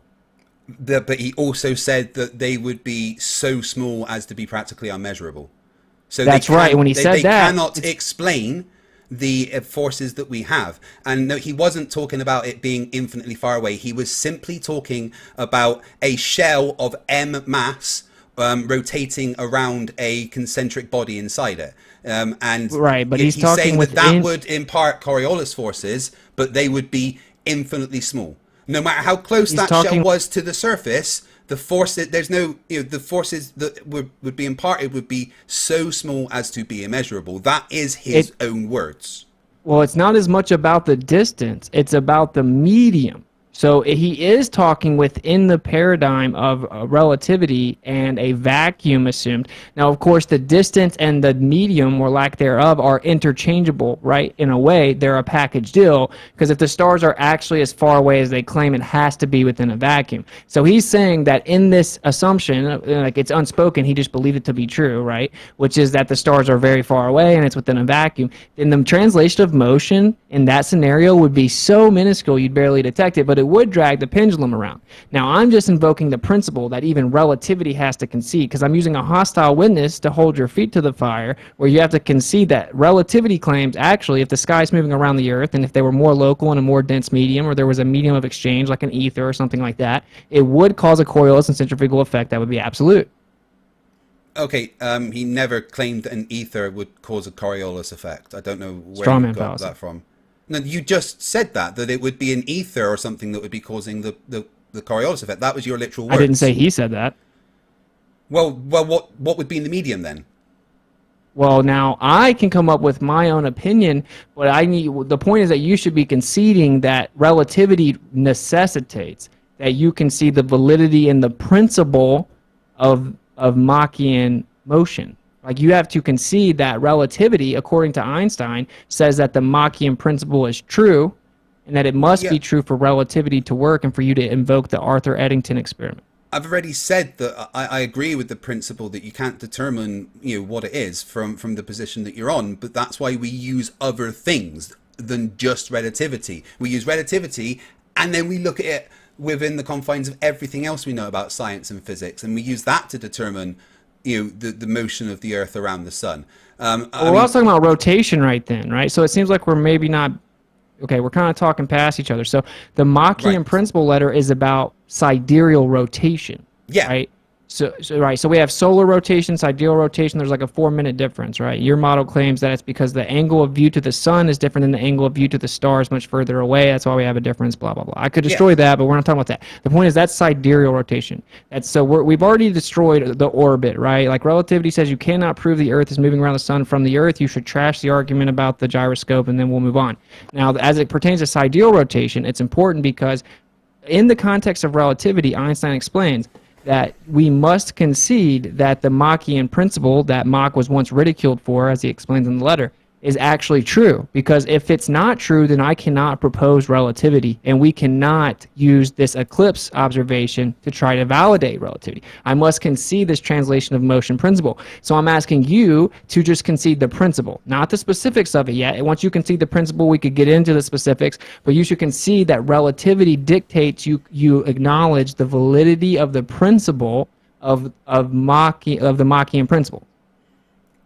It's irrelevant to my arguments, all of it. That's why it's not. It is. It's all irrelevant to my arguments because there's because I've got so many different ways of showing that there's forces being applied that it can't just be down to one medium because there's so many. But that's what the Machian principle says, my brother. That's the point. Machian principle says there will be an application of forces that are centrifugal and Coriolis. In nature, so everything you use to detect that is going to still be addressed. It literally says it will be imperceptibly small, and it won't explain the forces that we actually experience on Earth. But I've already rebutted that and explained that. You haven't. He literally says the words, but it will be imperceptibly small. They're so small as to be practically unmeasurable. That does not explain the forces that we have on Earth. The forces that we have on Earth are explained by the heliocentric model. It's predicted by the heliocentric model. It matches what the heliocentric model says should be.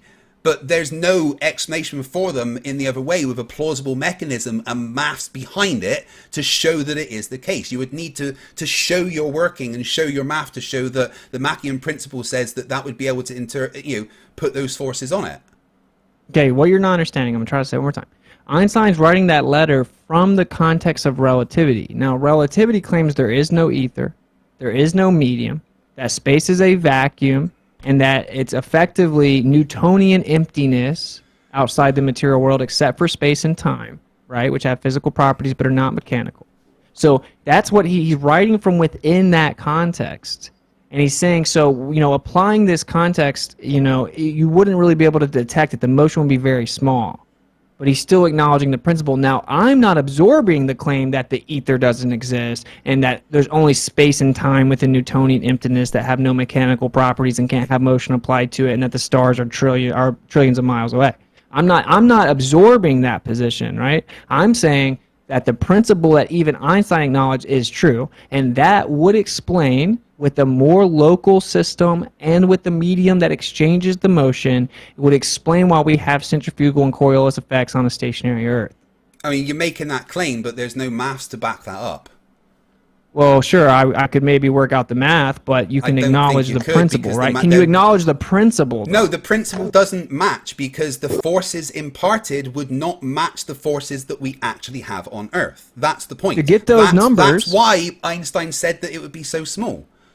But to get those numbers, we have to have the distance to the objects, the mass of the objects, and the medium that they're in. That's the only way we could come up with those numbers. So when you claim that the prediction doesn't match, I haven't provided a prediction. I'm asking you to be intellectually honest and admit that relativity via Einstein's letter dictates you admit the principle of Machian motion is valid. I never denied it. That's the thing. Okay, so then you agree that if there was a stationary Earth with a system moving around it, you could have a translation of motion down to that stationary Earth, and it would give you centrifugal and Coriolis effects. Not without a medium to do that, and there is no medium. That's the point. There's Okay, no so medium now we've to do boiled- that, and the forces imparted, as said by Einstein, would not be strong enough to match the forces that we have on Earth. No, it wouldn't be strong enough without an additional medium. That's what he's saying. So then we boil the conversation down to, if there was a medium, then it would translate motion to the Earth with centrifugal and Coriolis effects that could explain the phenomena observed on the Earth. I mean, that's a claim if there was a medium. So now our debate is whether or not there's a medium. Well, That could be another hour-long debate, but I promise you wouldn't win it. What you would it. need to do is give me a medium that transmits those forces and the mechanism via which it transmits. So you're making the assumption, in fact, you're the one that's begging the question here, because you are literally begging the question that there is a medium that explains everything that you have brought up. I never begged the question, not once. I used science and followed the scientific method that you learn in high school, the 5 points of the scientific method. I never begged. Well, you are begging the question. You beg the question that there's nothing, basically, that in a vacuum chamber it's Newtonian emptiness, and so you're begging the question that there is no medium. Now, I'm not begging the question because I'm not saying my point is true because the ether exists. How do I know? Well, the ether exists. I'm not doing that. I'm saying that in principle, this would explain the phenomena, and this is all to rebut your claim of exclusivity, right? Because you claim the only way that we could observe this on the Earth is if the Earth was moving. I've refuted that. In using your own hostile witness to do so, we've boiled it down to if there's a medium or not. I can simply show you that there's free space impedance, there's a dielectric and magnetic constant, so dielectric permittivity and magnetic permeability in a vacuum chamber. It's well known. I can cite many sources within your own paradigm that admit that there is in fact some form of background energy that translates into the material world, and that it isn't only Newtonian emptiness. So all the evidence regarding the medium is actually on my side. Yet no, it's really not. Space is a near perfect vacuum. Talking about vacuum energy and virtual particles and stuff is specifically not the aether. And I can give lots of citations for that to be the case. They are not one and the same thing. And that's not a medium by which forces can be mechanically transmitted from one place to another. Let me read this quote then. The creation of virtual particles is not able to transmit a physical force from one place to another. So you just made the claim that you know that in the vacuum chamber there is no physical medium, but here is Saunders and H.R. Brown, The Philosophy of a Vacuum. Today, the vacuum is recognized as a rich physical medium. A general theory of the vacuum is thus a theory of everything. A universal theory, it would be appropriate to call the vacuum ether once again. Yeah, but they're just using the word ether as a placeholder. It's not aether as in the luminiferous aether of old. They're not talking about the same thing. It does matter because it's not something that could transmit forces. There's virtual particles and things like that are not a mechanical means to transmit forces from one place to another. We only accept You just said a things physical that exist. medium, Craig. You just said physical medium. I said that it's not a physical. Sorry, when did I say? You made me lose my train You're of saying thought. it isn't physical and that it couldn't translate motion, but he's saying it's a physical medium. No, I'm saying that the creation of virtual particles and stuff is not the luminiferous aether, and it is also not a medium that could transmit forces like Coriolis from one place to another. There's no mechanism by which virtual particles or anything that are created within vacuum energy could do that. I'm not claiming anything about virtual particles, my man. Like, I don't know why you're talking so assuredly about it, because admittedly, no one knows exactly what that is. It's just, to quote Richard Feynman, he said, that's not the input or output of any experiment. It's just a concept we came up with. Their existence are questionable at best. It's an abstraction to make exactly. the equations I'm not making the claim that they definitely exist. I'm saying that the current theories around the creation of vertical particles from the rolling quantum wave of the universe, is what exists within vacuum space. That's a different theory, but okay, it's not. I'm not saying that that's the case. I'm just talking about what they talk about, what it is with regards to bear with me one more my quote, point is dude. that it's not a material medium, right? It's not okay. You're saying it's not it can't material medium that is forces. able to transmit force from one place Right. to another. There's no mechanism for that to happen. Okay, let me read this. So this is actually Frank Wilczek, who is a professor of physics at MIT, Nobel Prize winner of 2004. Okay, and he specifically addresses what you just claimed. He says, there are good reasons to think that the universe is a multi-layered, multicolored superconductor, and that all four known forces can be brought together in a unified theory, that seemingly different kinds of matter are just different aspects of one all-embracing stuff. I anticipate that the next few years will be a new golden age in fundamental physics. So the evidence at the top level of particle physics actually is that there is something that translates force and motion within the background of a vacuum chamber. Okay, that what you were quoting there, is that a published paper or is it just someone's opinion? It's his book called The Lightness of Being, Mass, Ether, and the Unification of Forces, written September 2nd. Right, so it's not a published peer-review paper or anything like that. It's this just is a Nobel Prize-winning physicist. Yeah, okay, right. He's a nice appeal to authority there. He's a Nobel Prize-winning physicist, right, who wrote an opinion piece in a book. That's it. That book isn't I don't know if it's peer-reviewed or not. That book is not a peer-reviewed scientific article. You're the one appealing to the authority of peer review. I'm not saying that because he won a Nobel Prize, what he's saying is true. What I'm saying is everyone knows that within quantum mechanics, there are a lot of things that show that energy, so it's currently thought of quantum field theory, and that there are excitations and perturbations within the field that encompasses all things that then manifest in the material world. And anyone will tell you that. Okay, so the point is that I can read another quote. We don't have to keep reading quotes, but the point is he says that they don't call it taboo, or they don't call it ether because it's taboo. All this comes down to the fact that you said you knew there was no medium, okay, and that you cannot make that claim. I know there's no material medium. There is no material medium that transmit forces. That's it. Well, it's immaterial, yeah. It's of course there's not a material medium in a vacuum chamber. An immaterial medium cannot transmit a physical force from one place to another. So you should go argue with all the top-level physicists in quantum that disagrees with you, I guess, because I'm not trying to. I don't have to argue with you about the medium. Nobody says that a physical force can be transmitted without a medium. They're saying there is a background medium. But so just to clarify for the audience, you concede, though, that if there was a background medium that could translate motion and forces, then we would be able to explain centrifugal effects on the Earth due to the Machian principle. Yeah, but I suppose if there was magic unicorns farting gold, I'd be extremely rich. Doesn't mean that any of this has any validity with it. Well, so you think that the vacuum chamber is just like emptiness? It is a near perfect vacuum.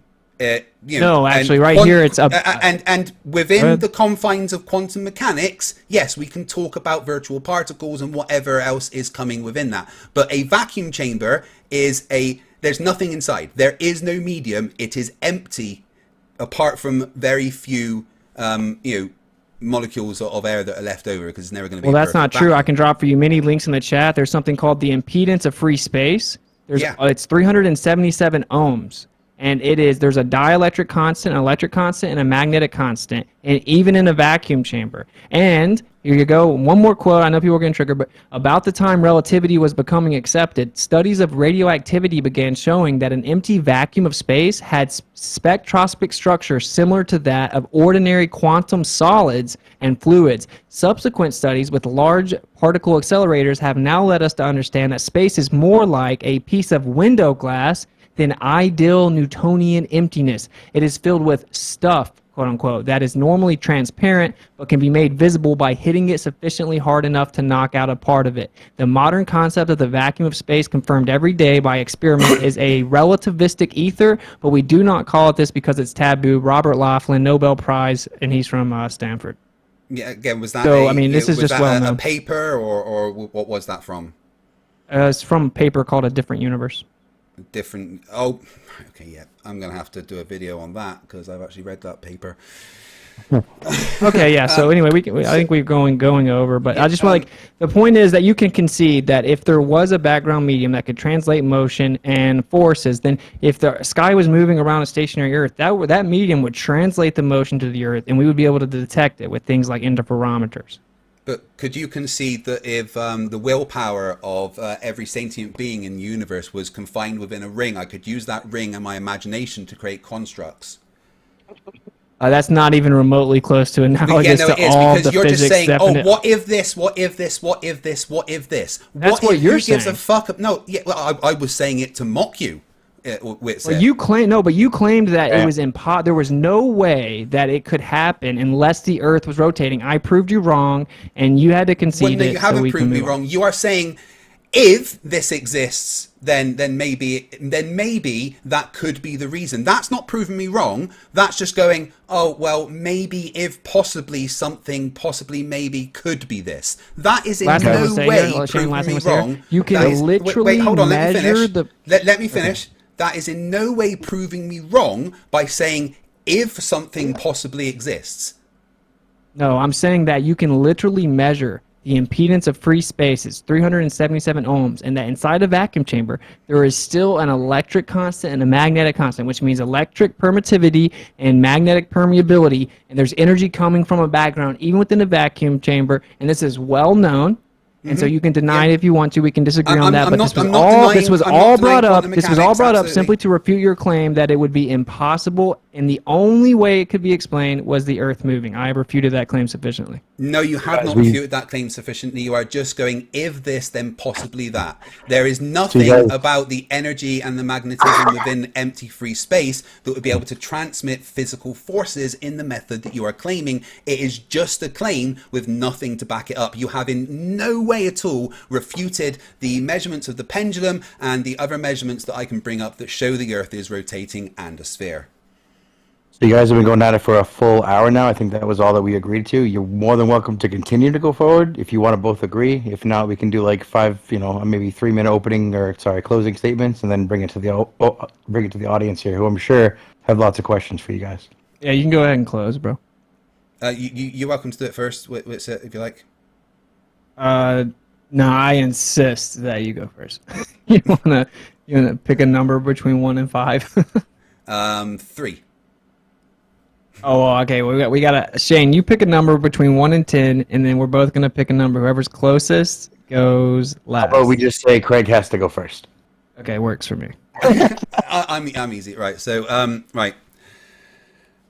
First off, right. I know there's animosity between us, Whitsett, but I still think in general this was a cordial civil conversation, and I'm trying to show you that I'm not just the toxic person that you think I am. Hey, I can turn it on when I need to, but I actually want this conversation for real reasons, okay? And I'm going to extend my thanks to you for being cordial as much as you did. It didn't turn into a dumpster fire, and I do appreciate that. Shane, thank you for hosting and everything as well. In my closing statement, I'm basically going to say that the measurements of the Earth's rotation are not debunked by claiming it could be something. There's possibly something in free space without a plausible mechanism for forces to be transmitted.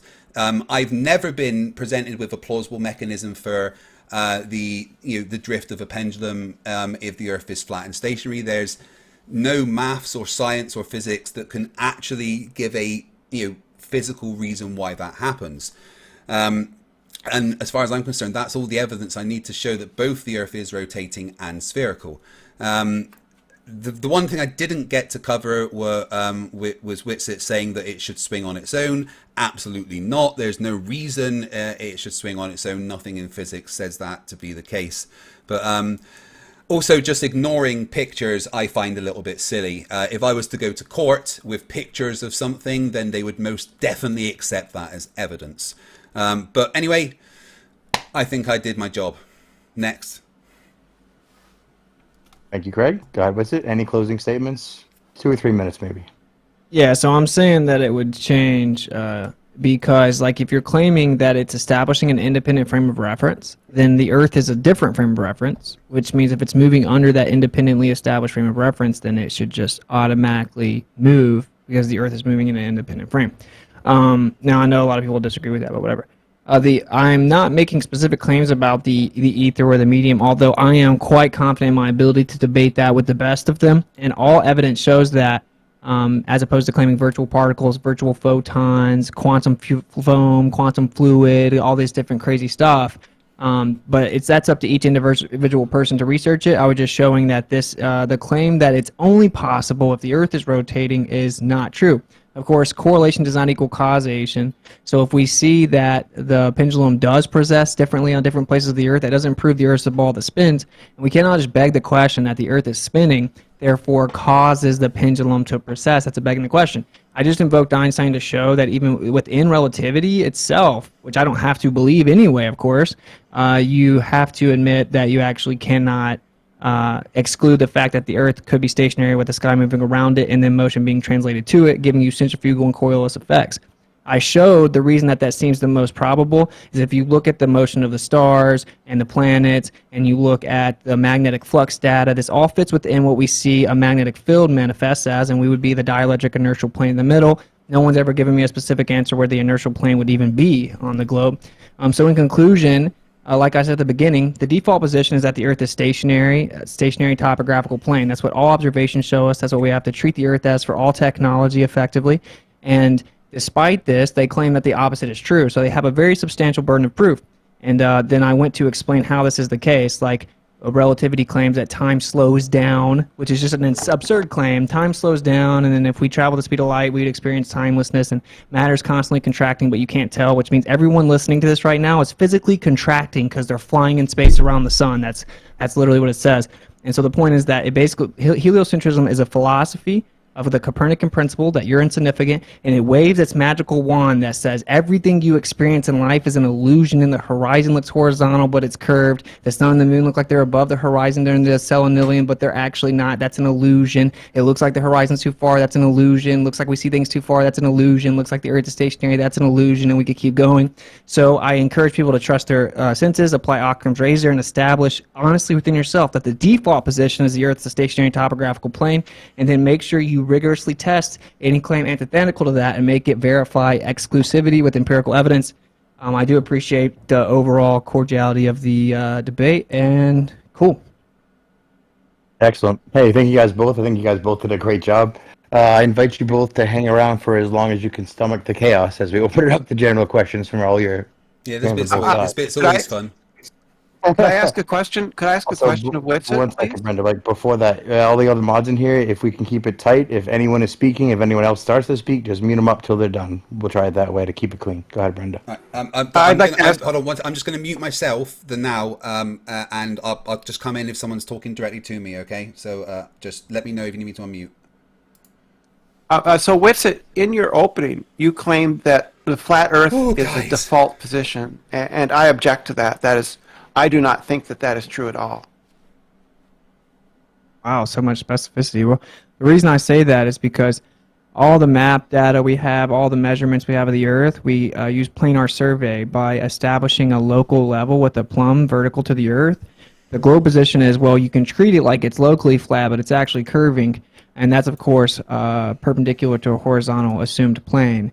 Now, again, the globe plane is where you can treat it like it's locally flat. But that's my point, is that it's a default position, and that's how we actually get all data. Even for geodetic surveying, you take plane survey data and compile it together. When we fly a plane, we assume that the Earth is a plane that we're flying over in order to fly the plane, etc. The horizon's horizontal, etc. So, yeah, based on all technology and evidence, it's the default position.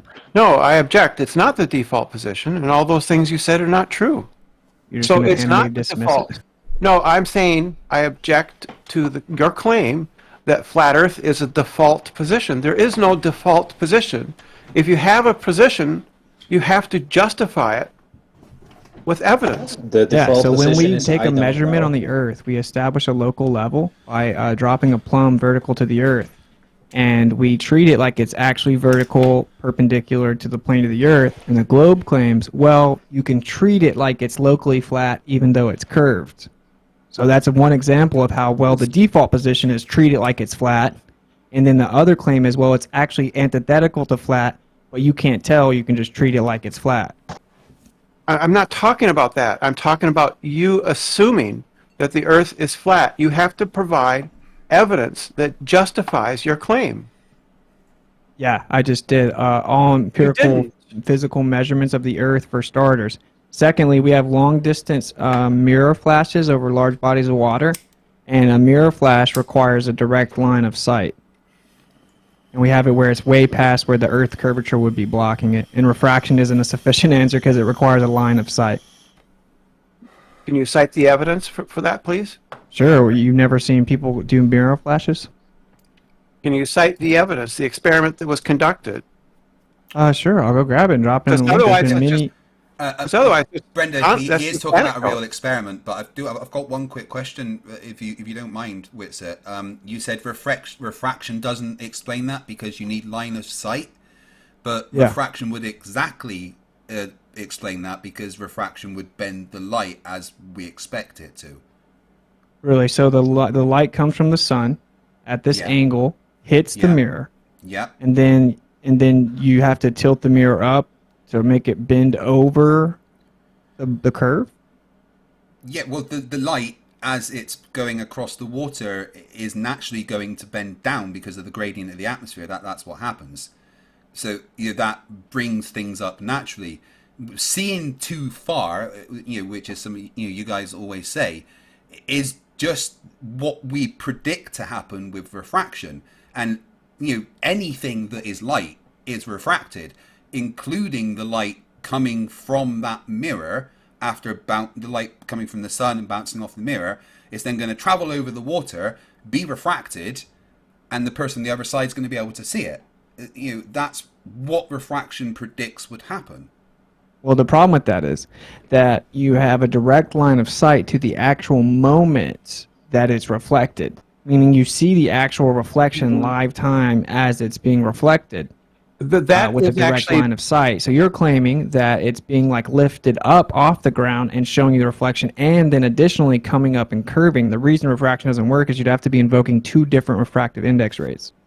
So that's actually one begging refraction works. It's just all you need is one refraction. The light coming from the mirror, like every other bit of light, is just being refracted. There's just one refraction happening. I don't know why you would say there would need to be two lots of refraction. But you see the actual reflection. Yeah, anything you see is light coming to your eyes, and that light has been refracted.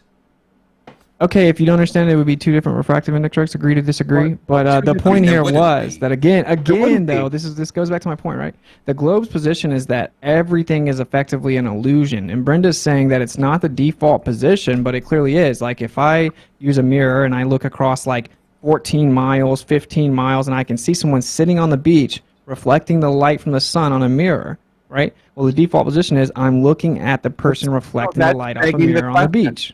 That's begging the question, Whitsett. No, I didn't claim that this proves it definitively. I said it's a default position. You're assuming your conclusion in your premise. I didn't assume it. I said it's the default position. Yeah, that is the default position. Begging the question. Yeah, that's making an assumption that it's the default position. Brenda, can you name one single piece of evidence for the globe that doesn't beg the question? You don't know what begging the question means. Can you name one piece of evidence for the globe that doesn't beg the question? Why are you Evidence switching for to the the globe. globe? Evidence for the globe would be ships going over the horizon. That begs the question. No, why are you letting him switch to the globe? See, this is what you don't get is that, and I'm not going to do this for a long time. This isn't like, I debated FTE, so it's like all the zealots I've been ignoring. See, can you tell me all what the zealots that I've been ignoring for years now don't get to just bombard me 5v1, insult me, and interrupt me. I'm giving you guys a heads up. But yeah, please, please Brenda, do, we can guys, move on from Brenda's question to anyone else. Yeah, I think we've all been respectful. So to be fair to Witsit, don't just jump in. I'm not saying you're not being, but just make sure people aren't just jumping in. Please, don't try and bombard them because I've had that happen. It can be, it is pointless at the end of the day. So just stick to one. If you want to speak to Witsit, just one at a time. And so I think he answered your question, Brenda. Let's move on. No, he didn't. He didn't. Okay, well, that's all right.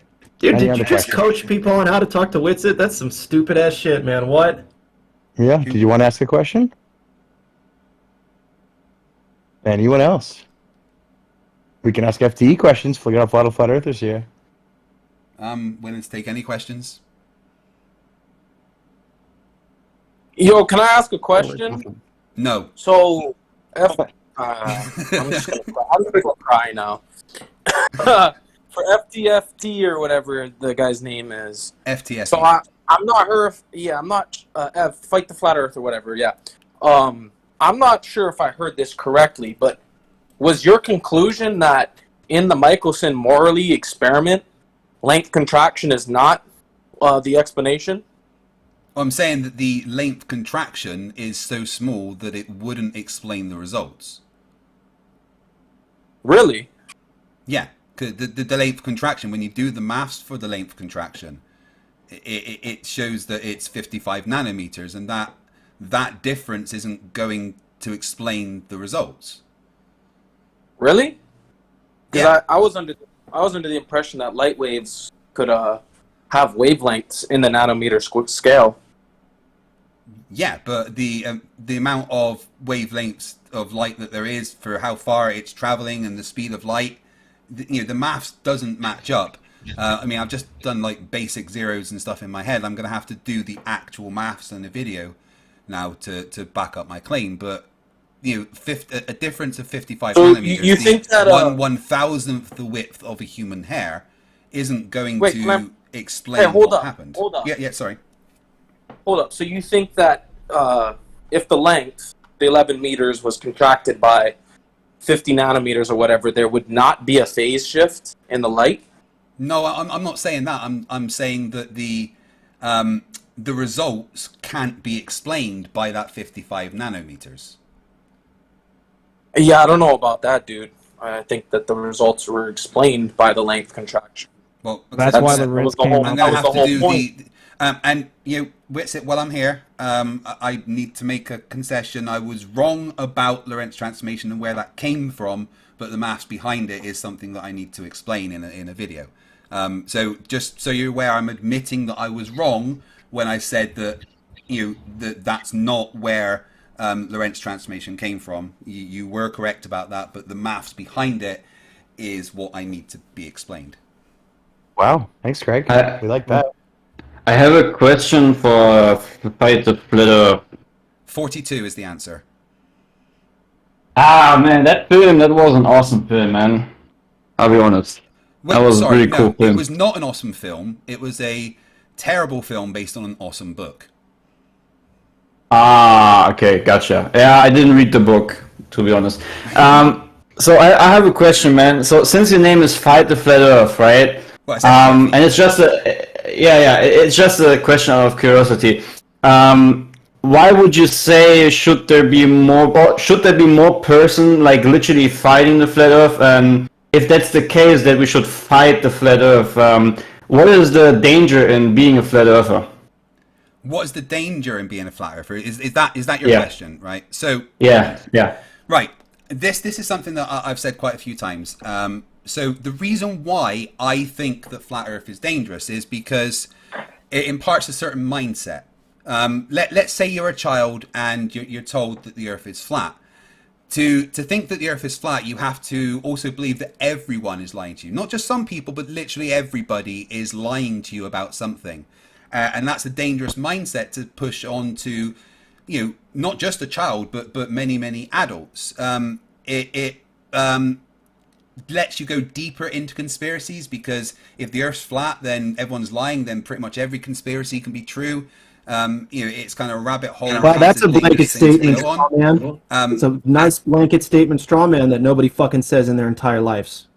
So why did you just... That's a danger of an authority telling you what to believe to siphon money out of you.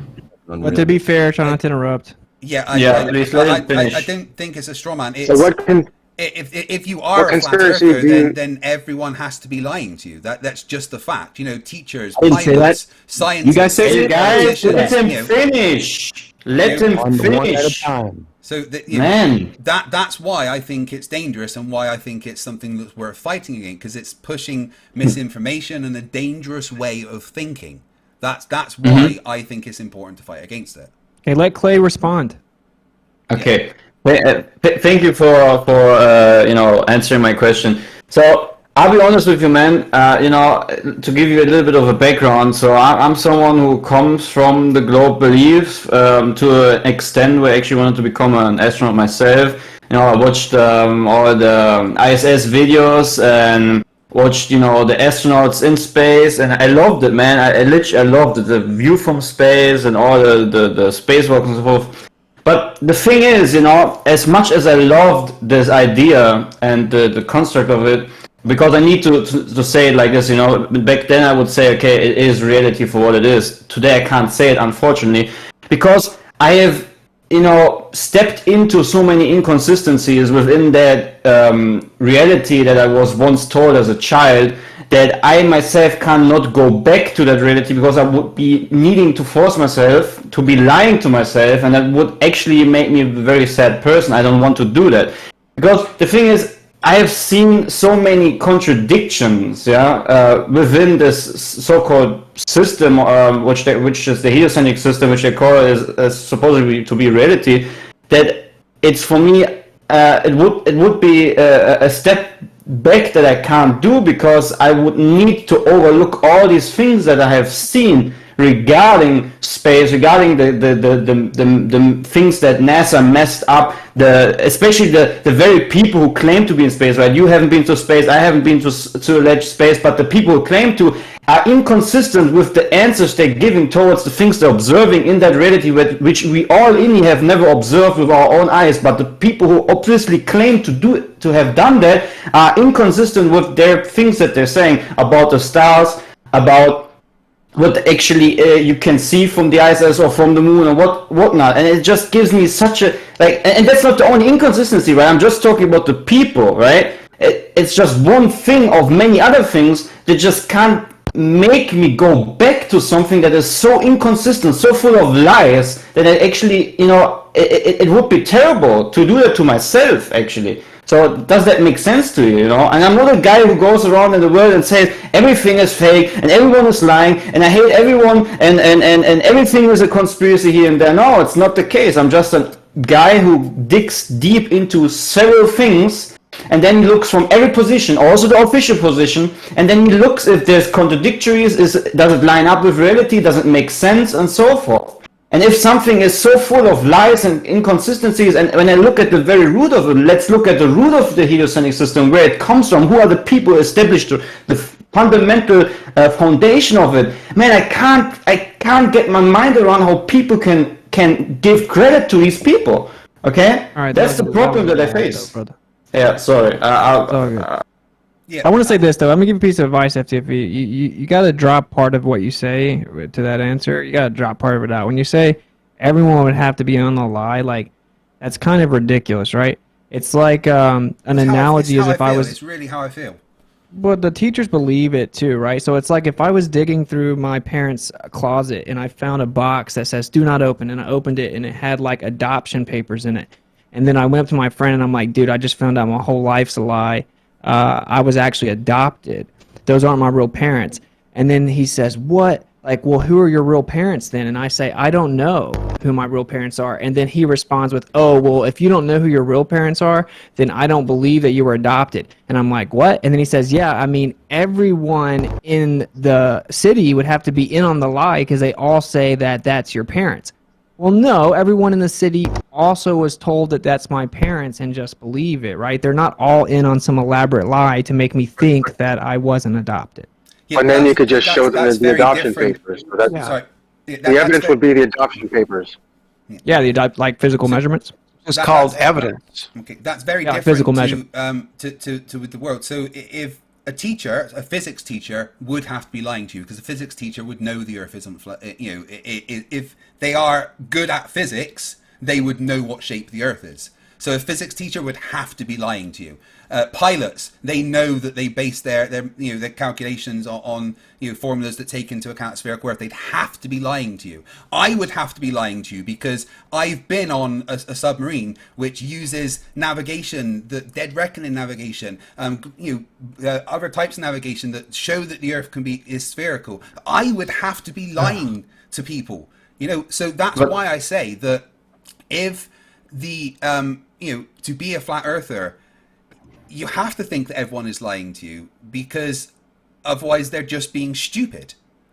No, many teachers think the Earth is flat. I know many professors think the Earth is flat. I know many physicists that think the Earth is flat. I know many people in the military that think the Earth is flat. So what people think is irrelevant. It's just the idea that like everyone has to be on the lie is just not good, bro. And the reason I use the analogy, real fast, the reason I use the analogy of the adoption is because that's kind of what you guys do. You're like, oh, so you're showing me evidence contrary to the globe? Flat earthers are so stupid, they can't even come up with their own model. They just want to talk about the globe. Well, yeah, I found the adoption papers. I don't have to know who my parents are before we can look at the adoption papers. So the analogy actually is a very good analogy, and I think I'm just giving you a piece of advice, take it or leave it. It's disingenuous to pretend that everyone would have to be in on the lie. Like, not one flat earther thinks that. I'm not being disingenuous. That's just how I see it and why I think it's dangerous. The adoption papers would be the evidence needed, like the evidence for the flat Earth. That would be the adoption papers. All right. Shane, you might have to moderate this guy. It's gonna divulge. Shane, it's really gonna divulge now. Hi, the flat Earth. Can we quickly? Yeah, man. 1 second. I just want to look at what Fight the Flat Earth just said from other perspective. He's saying that everyone needs to be lying. The thing is with that argument is that only would be applied to these people actually lying if these people themselves would know that it is indeed a lie, if they would contribute it. So if I would still be a glober believing the things I have believed in the past, because I have never done any research and looking into the contradictories and the messed up things that NASA has obviously shoved in our faces for the people who wanted to look into it, right? And I would not come to realization of a geocentric stationary Earth. I would be believing that whatever I say to my children or to everyone else is not a lie. It's indeed the reality that everyone would be agreeing upon, right? So no, not everyone is lying. I wouldn't say my teacher who told me about the heliocentric is a liar. No, he just didn't. He didn't even knew better. You know, that's the thing. He had not yet the chance to have done do any research, right? So no, not everyone is lying. Well, I mean, your initial point was like, yeah, well, the reason I'm a flat earther is because I was being lied to about this and that, and I've seen the inconsistencies, and NASA lies to me. You know, I didn't say that. I didn't say that. I'll be honest. I might be wrong, but I didn't say that they lied to me. I said I've seen in the things that they do. I've seen the inconsistencies of these people who claim to have been in the so-called realm of space. No, I talk about the people that are the only ones. You're not included, I'm not included. Anyone who is in here is probably not included in the specific type of people who claim to have been in space, who have been there for several months or weeks, and they say something according to a question which is contradicting the next person who was in the same place. That's something I personally... That's not true. Okay, but we have enough video evidence of having these astronauts talking contradictions. No, we don't. I mean, is it possible that you think they're contradictions, but you're wrong? Is it possible that you are wrong about the things that you think they've been faking? We got to talk one at a time, please. It makes it like unbearable to listen to. Sorry, right, so where did I interrupt someone there? Okay, wait, hold up. One at a time. From the flat Earth side, we gotta chill out. Yeah. Who should I mute first? Brenda first. Yeah, so this whole thing depends on it being a lie, and to this date yet, no flat earther has shown a single shred of evidence for the flat Earth. Not a single shred. Wait, you can't talk in the middle of people talking, man. Like, one shred of evidence. I'm about to respond to you, Brenda. So have you never seen those videos that are like 3 hours long, where they're showing bloopers in space and shit? Have you never seen any of those? Have you never seen a laser test that's gone too far over a lake? Have you never talked to some of the people on Bev's server who use precision water levels to create perfectly straight structures over hundreds of meters, precise down to a micrometer? Have you never seen any of those? Yeah, none of that is proof of evidence for a flat Earth. He has not. He has looked. All right, Demo. Oh, was that D-Mark? Hi, D-Mark. Best buddy.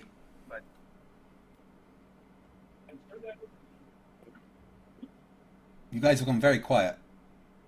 So I think I'm gonna get out of here. I love you guys. Like I'll say my last little thing or whatever. But like, and I encourage everyone not to interrupt each other. It just really becomes hard to listen to. But the point with the analogy, just so everyone understands, right? It's like we found out like that's not my real parents, and that's the analogy of the globe. Like we found out a bunch of evidence that contradicts the globe, where the geometric predictions don't match reality, where we have laser tests, mirror flashes, radio transmissions, all kinds of things like the inertial plane, the magnetic field, the magnetic flux data, magnetic declination not working on the globe, many things that contradict it, right? And that's the point, is falsifications independent of replacement. So you guys shouldn't put the cart ahead of the horse and be like, oh, well, where's your model?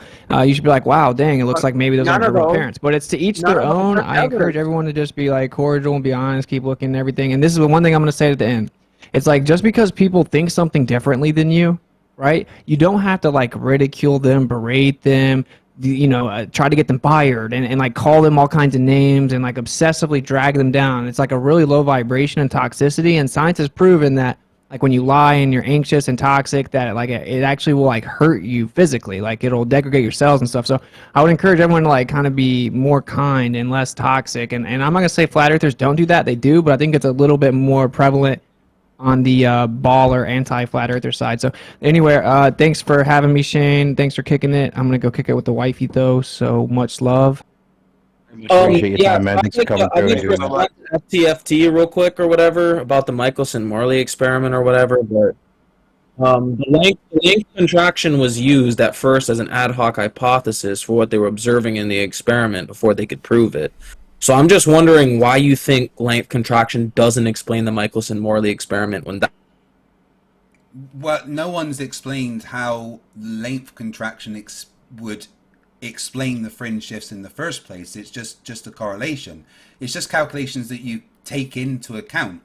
But the 55 nanometers that the actual apparatus would contract doesn't equal the fringe shift that you register. Those don't match up.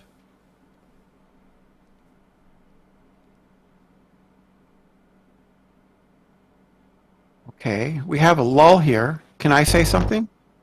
Yeah, just once I want to make sure that whoever I was speaking to has a chance to respond. Sorry, I missed the whole thing. My Discord log. Sorry, who was it I was talking to? Noah 80808. All right, can you hear me, Noah? Yes, I can hear you now. Sorry, right when you started explaining, it's like the gremlins started chewing my wires. My bad. Might be my hamster internet. Sometimes I get an out of error cheese if I don't feed the hamsters enough. Right, so yeah, length contraction is obviously taken into account, and you can figure out how much the length contraction happens, but the 55 nanometers of the length contraction from the 11 meters of the apparatus arm doesn't correspond to the amount of fringe shift that was detected. Those things don't correlate. One doesn't equal the other. What accounts for the rest of the fringe shift then? What was measured was just within the margin of error of the equipment. That was it. Every bit of equipment has a margin of error, and what was measured was simply within the margin of error.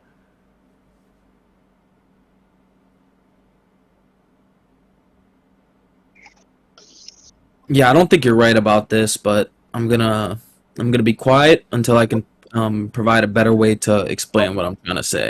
Okay, I'd like to. Sorry, someone started saying something. No. No one? Well, Demark is talking. Is Demark allowed to talk? Demok is allowed to talk, but I can't force you to listen to him, right? So that's what I wanted to point out. Demok, he has you turned down, and he's specifically not listening to anything you say. Just something to consider, man. Nothing I can do about it. So it's not. So I'd like to respond to. I don't have Demok turned down. He's the same volume as I should be able to hear what Demok says. But why can't I hear him? It says muted by me, but I've not done that. How do I unmute him? Oh, come on. But I mean, to be fair, it's not just you. It's many Globers just personally turn Demok down and then don't listen to anything he says. And there's nothing that we can do about that. How do I do that? Is there boot him, but I mean... Oh, wait. Yeah, right. I should be able to hear him now. I must have muted him at some point. Demok... Are you going to be here for a while? Are you going to be here for a while? FTFE? 2 in the morning. I could stay for maybe another hour and a half. I was going to play Sonic Frontiers, but I guess that can wait. How long do you think you're going to be here? Because I might have to run downstairs and grab some shit. But please don't. If you're going to be here for like a normal amount of time, then yeah, I might just go on, turn my headphone off, and then I'll come back and I'll discuss this with you. But hour, 90 minutes at the most. I'll hang around. I'd like to respond to what Whitsett said before he left. He's not here. Well, I'd So like you to like get to involved in what I just was saying. honestly, I think we should just mute Brenda and What I Dima. was saying, hold on a second, man. What I was saying was to FTFE or Brenda, I'm told that water tilts and stays in its container. So can you guys fill any container and tilt it and show me how the water stays in Water it? doesn't And tilt, where does this happen? Water It doesn't doesn't go tilt. around the ball? Water doesn't tilt around the ball. That's what we call It doesn't bend? straw man. That's kind of odd. So show me how your water physics work that you don't have some that's tilted. Show me Water your is level non-tilted to water. the earth. Water is level to the Water earth. ball. Water Yeah. ball. Water- Surrounded by water is- water. yeah, On the water is- outside edge of dirt. Mhm. Yeah. Yep. Show me your sideways mud puddle hold water. Yep. So water Yeah. is level. Yep. No. Every time I speak, Yeah, you show just- us. Show us the sideways level. You know your horizontal level pulling to the center? Show us that. Show us how we can have a level fucking cup of horizontal water pulling to the center of your dirt ball. Where can we do that at? Where can we demonstrate that, dirt baller? Everywhere. You can. So I can get a horizontal cup of water and go stick it next to the hill, and it's going to stay in the cup. You know, correct? when you ask a question, gonna the stay in right the thing cup, to do is correct? then allow me to respond. So there's no way you can tilt. Who muted him? I didn't do it. Go ahead and respond. Respond, man. Right. So I wanted to. You can see that water is curved or tilted or whatever you want quite easily. One of the best ways is to look at the tow tanks that are they have tow-in rails that are level to the water, and they have to be for testing the physics of things in the tow tank. And when you have the rails, oh god damn it, what was that? When you have the rails that are level to the water, you can see that the rails actually curve at the same time, even though they're staying level to the water. These are physical measurements that are done. So yeah, that shows that water curves. But you're not going to get a little cup to do it, Demok, because that is a straw man of our claim. It's not really. You could actually put a series of cups in a line. Yeah, you could. On a level. You're claiming but water sticks to the side of a fucking. You're claiming an ocean of water and lakes and rivers and ponds and mud puddles stick somewhere to the side of this fucking ball. Now demonstrate that without them spilling out. Now you don't got the physics. You got excuses and fucking stupidity of showing horizontal and vertical fucking water. We already know that exists, goofball. I want to see your tilted water stay in the fucking container without spilling, like you claim. Something's not spilling off the earth. It's contained. Just described it. I just described the water in tow tanks that's curved. Physics requires a cup of liquid in a fucking lab. It does not. That's not physics. Yes, it does. It does maybe not when you require say your physics, Bible. maybe when Your you say Bible physics, you mean is something not different to physics. the rest of us. You reading Is off that your right? Bible is not. Yeah, Demok, You when you reading say out of your physics, do you mean Bible something is fucking different to the rest of stupidity. us? It's not physics. How can you demonstrate your Bible to us? Your Yeah, I religion. don't have a Bible. How can you I don't show know us? what, I'm not How do you religious. show us slanted water? Hello? Yeah, I literally explained it with tow tanks. Physics. How do you demonstrate slanted water? Stay in the Toe container. tanks. I've explained that to you. All right, Tamok, man. Can we give someone else a chance to ask some questions for a minute, man? So it's clear to say he doesn't do physics and he doesn't understand any physics of a ball. Okay, we're good. Cups do not equal physics of a ball. Exactly. You don't know what they are. Welcome to Flat Earth. There They is don't ever an exist. advert for not drinking paint. It's demo. Thank you. No physics, boy. Fucking no demonstrator of your story, your religious claim. Read your Bible to somebody else. I literally explained a demonstration of my claim, and you went, physics, boy, fuck. Rah. I didn't see your cup of water. Anybody else have any questions for FTFE? Yeah, you know what? I'm gonna mute Demok again. It was a mistake on muting him. Yeah, he's muted again. Anybody else? What's wrong with drinking? FTFE. Sorry? Go ahead, Bundy. What's wrong with drinking paint? Lead paint especially isn't that good. My house is painted with lead paint. I did it deliberately. You may have an issue there. Lead affects the brains. No, I don't. Right. Do you lick the walls though?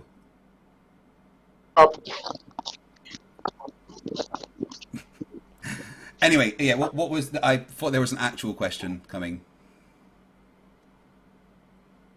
Yeah, but Timok, you're blocking everyone else. You're blocking everyone else, I'm gonna Timok. meet you, man. We're gonna have Fundy to talk. All right. Thanks, man. Timok, you're blocking everyone from having a conversation. Oh, is he still going on? Let's give others a try. I can't hear him. All right. Fundy, go ahead, man.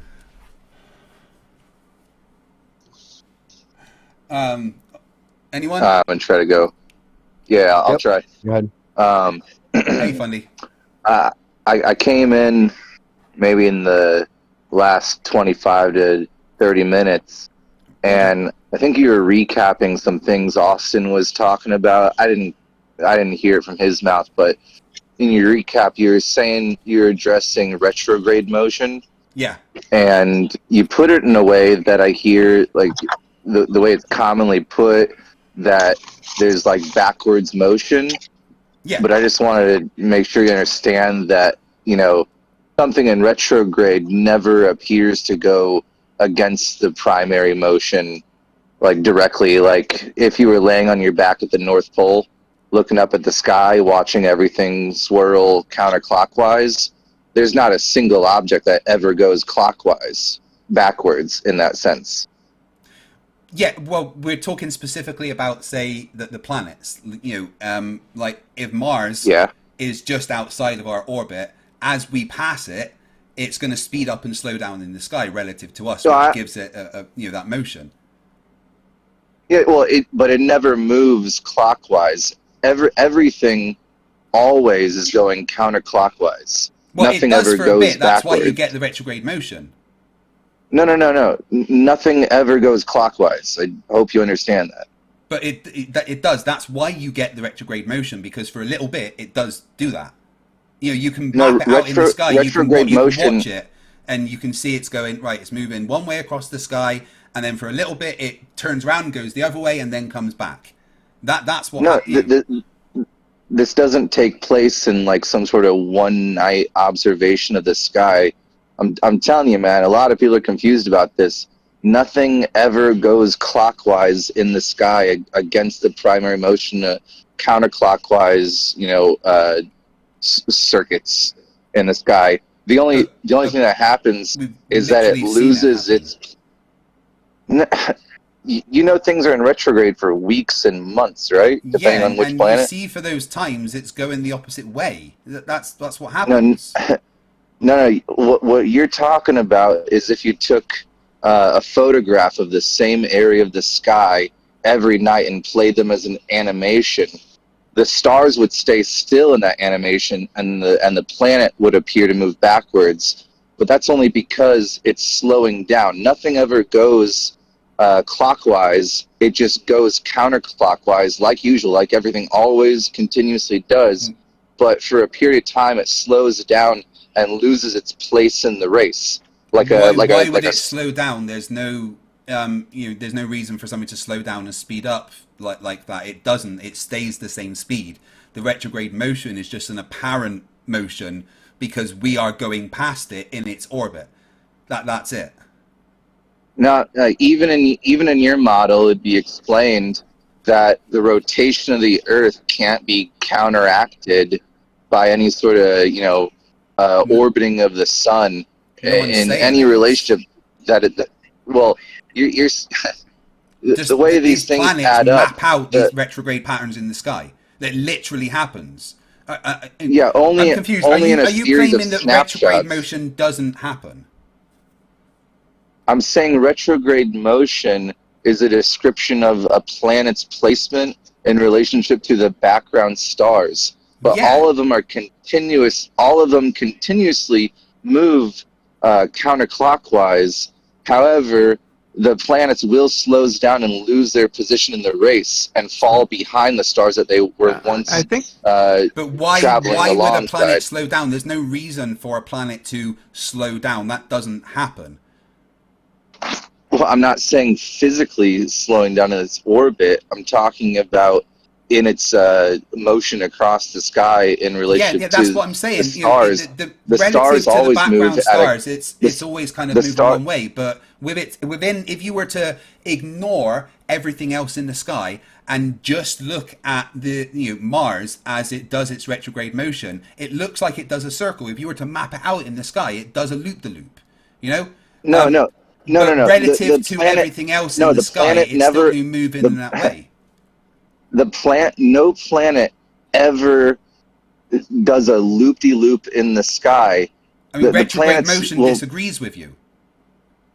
That's not what you don't understand. What it actually looks like if you always kept your eye on the planet. You'll never follow a planet. Say the sun disappears. There's no blue haze in the sky, right? And you could always watch. It's never going to perform a loop-de-loop.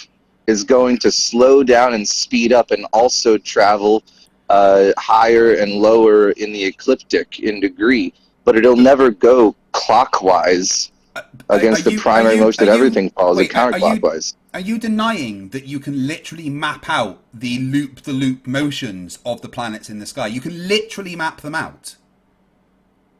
Yeah, I understand that, but the only way it's ever going to appear as a loop-de-loop is if you take a photograph at the same time of day, looking at the same area of the sky, and then play them as an animation. Right in chat, buddy. Right in chat. That's the point. Yeah, I'm just saying nothing ever moves backwards, as in clockwise in the sky. It literally does. We can see it. It literally does. We can see it. I don't understand your objection. If you map out the movement of Mars in the sky, it does a loop-the-loop, which involves it going backwards relative to its previous position. That is the path it traces out in the sky. I don't know why you're denying this. That's a physical thing that happens that we can all see. Did I hit my bomb too hard or something?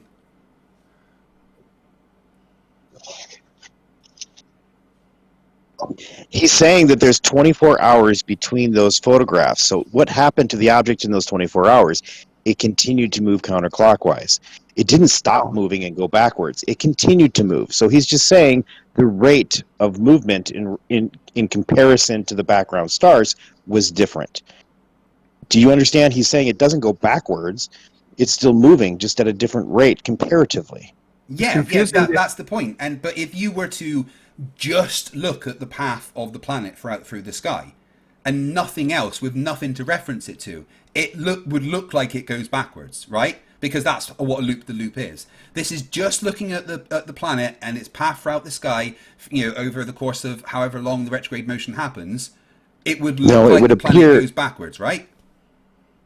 No, it would never be going backwards because everything is moving around us, and it doesn't actually stop, turn around, and go the opposite direction. No, it just continues to move in the same direction. It's just that its rate of movement is different. Yeah, so that's my point. So if you trace out the path of the thing over the course of its retrograde motion period, you see it do a loop-the-loop. That is something that physically happens when you trace its path out, right? Can we all agree with that? No, it doesn't do a loop. the loop It's because literally the only way you're getting it it's to be a literally loop there is showing it taking happening. 24-hour snapshots. You're taking 24-hour snapshots. What he's trying to say is that if you take a second snapshot and you look at it every second and record its movement across the sky, it never moves backwards. But the path that you trace out over time is a loop-the-loop. Hold on. Why This is something I've been why is considering. that like seriously look at the GIF in chat. It's showing you the path of Mars in the sky. It literally does a loop-the-loop. Does anybody Relative have to a time lapse? position, it looks like it goes backwards. That is the path that it traces in the sky if you were to map it out. How?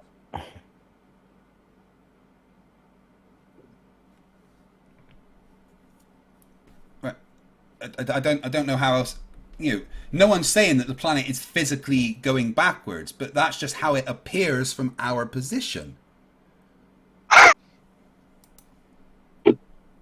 Right?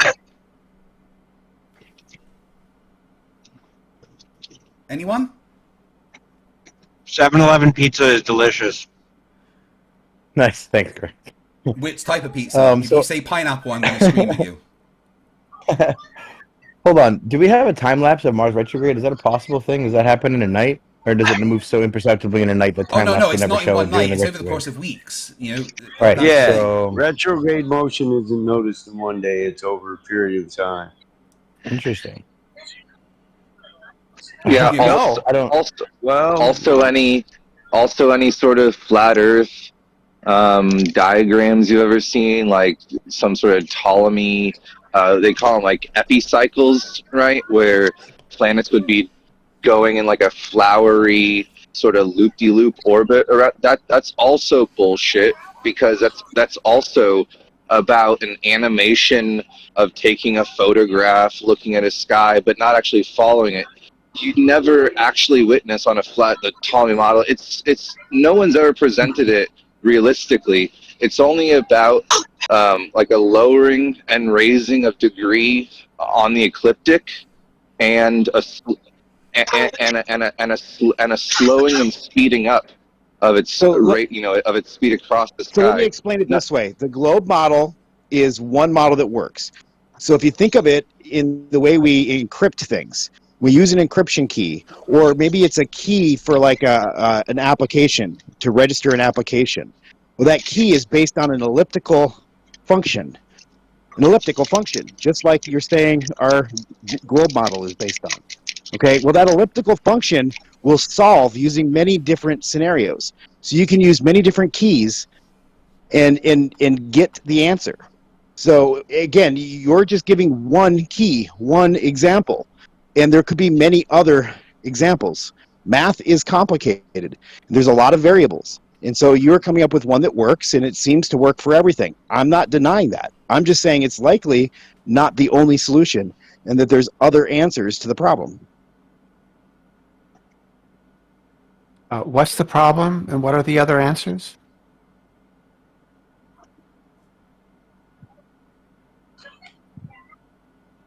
Good question.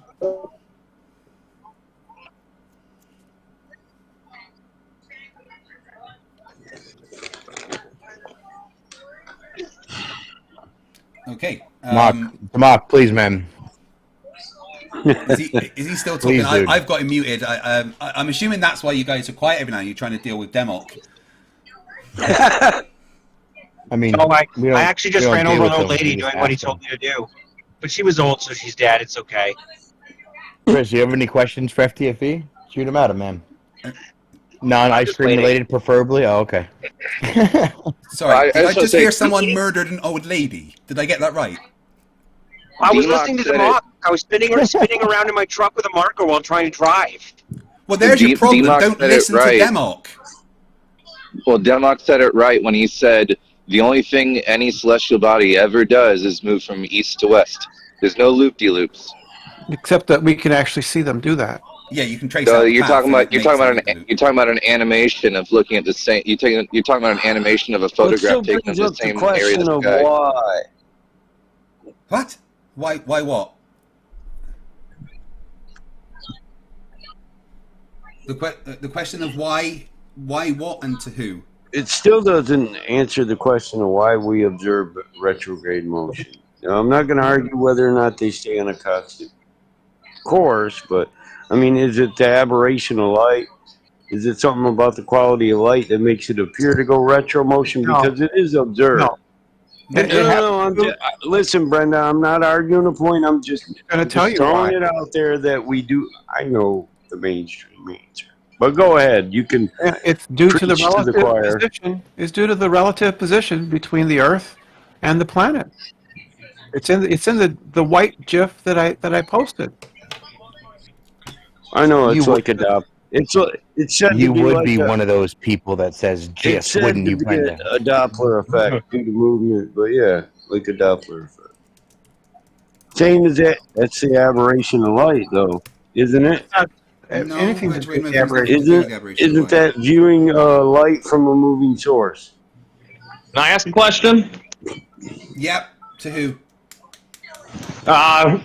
Whoever wants to answer it. Sounds good. Is it to a flat earther or a globe earther? Flat earther. Okay, I'll keep shutting. All right. Well, I mean, you can answer it to you. I mean, you can give it a shot there if you want. But so I'm standing on a flat Earth, right? The laws of perspective says that anything that things get smaller with distance, right? They get smaller as they go away. It's not perspective. That's angular size reduction.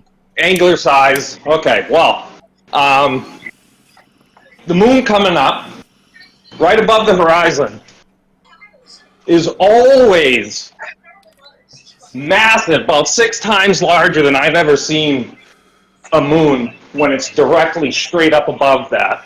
Why is that? Why does that go completely against the law of perspective, which things get smaller as they go away? Right? If you have a personal atmospheric dome where the things like compression and refraction are most present on your horizon in either direction and least present right above you.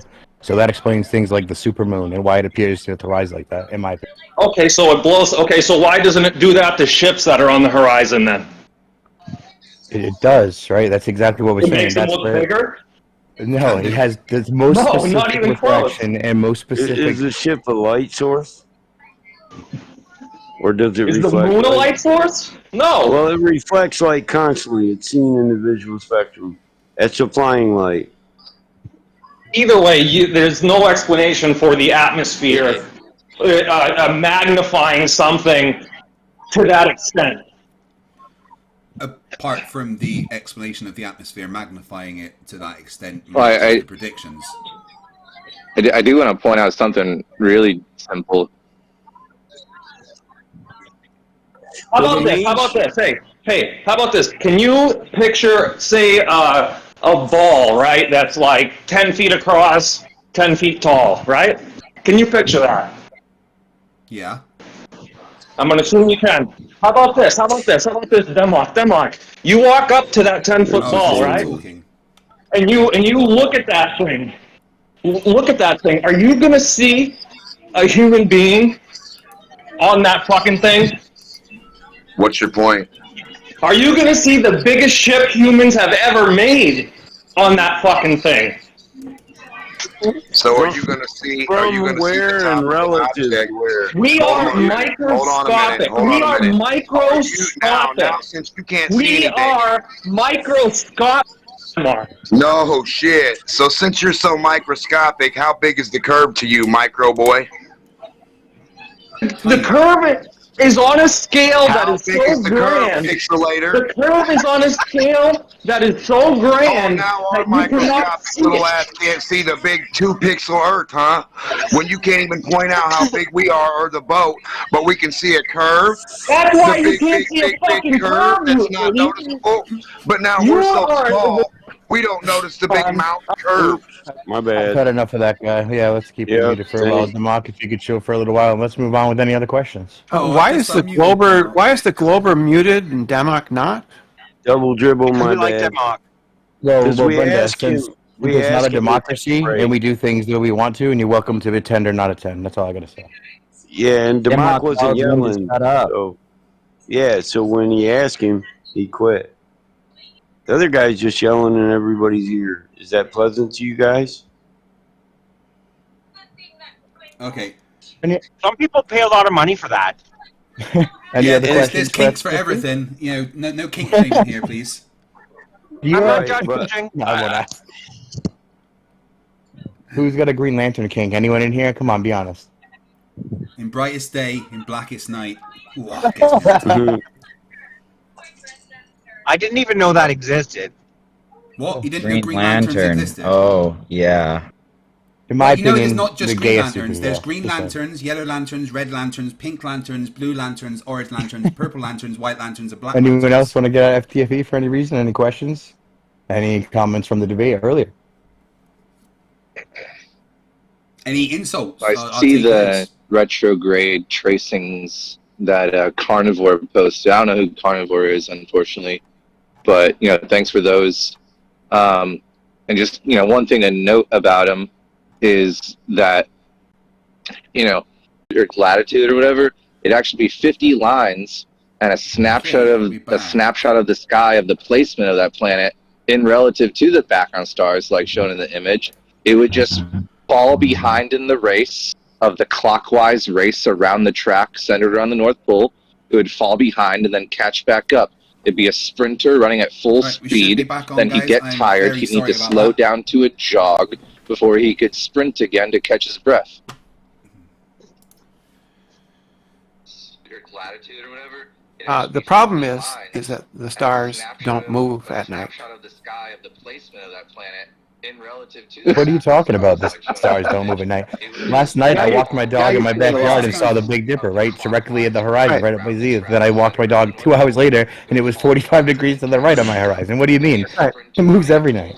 No, they don't move. No, it was your dog that... The Earth is moving. The Earth is moving. Okay.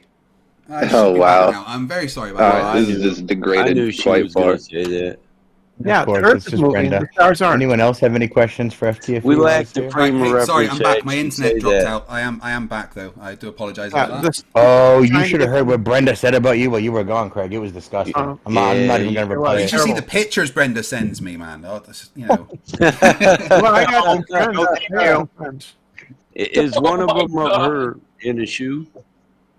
How did you know? So the point is that the stars, I the sent stars it to don't her. move. The stars don't move. The Earth does.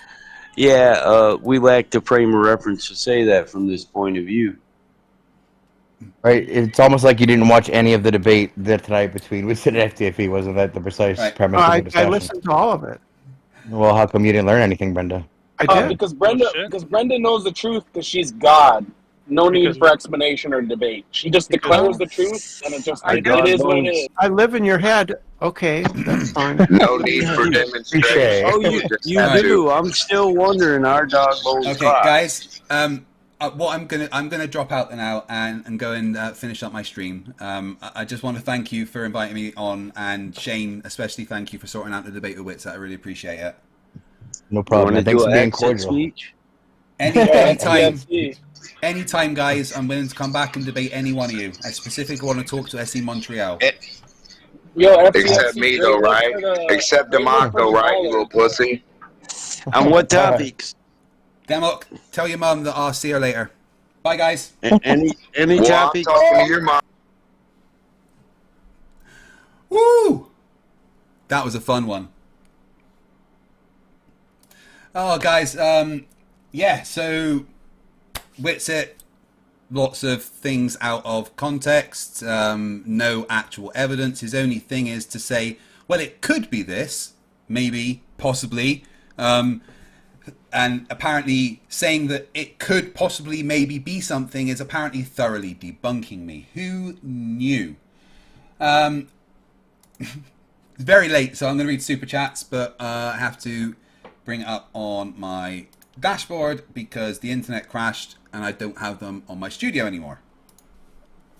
See, this is what happens if you don't feed the hamsters. You have to feed the hamsters, otherwise you get this out of cheese error and the internet dies.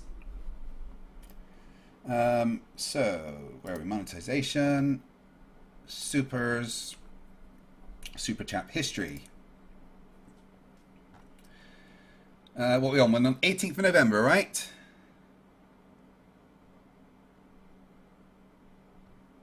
Here we go.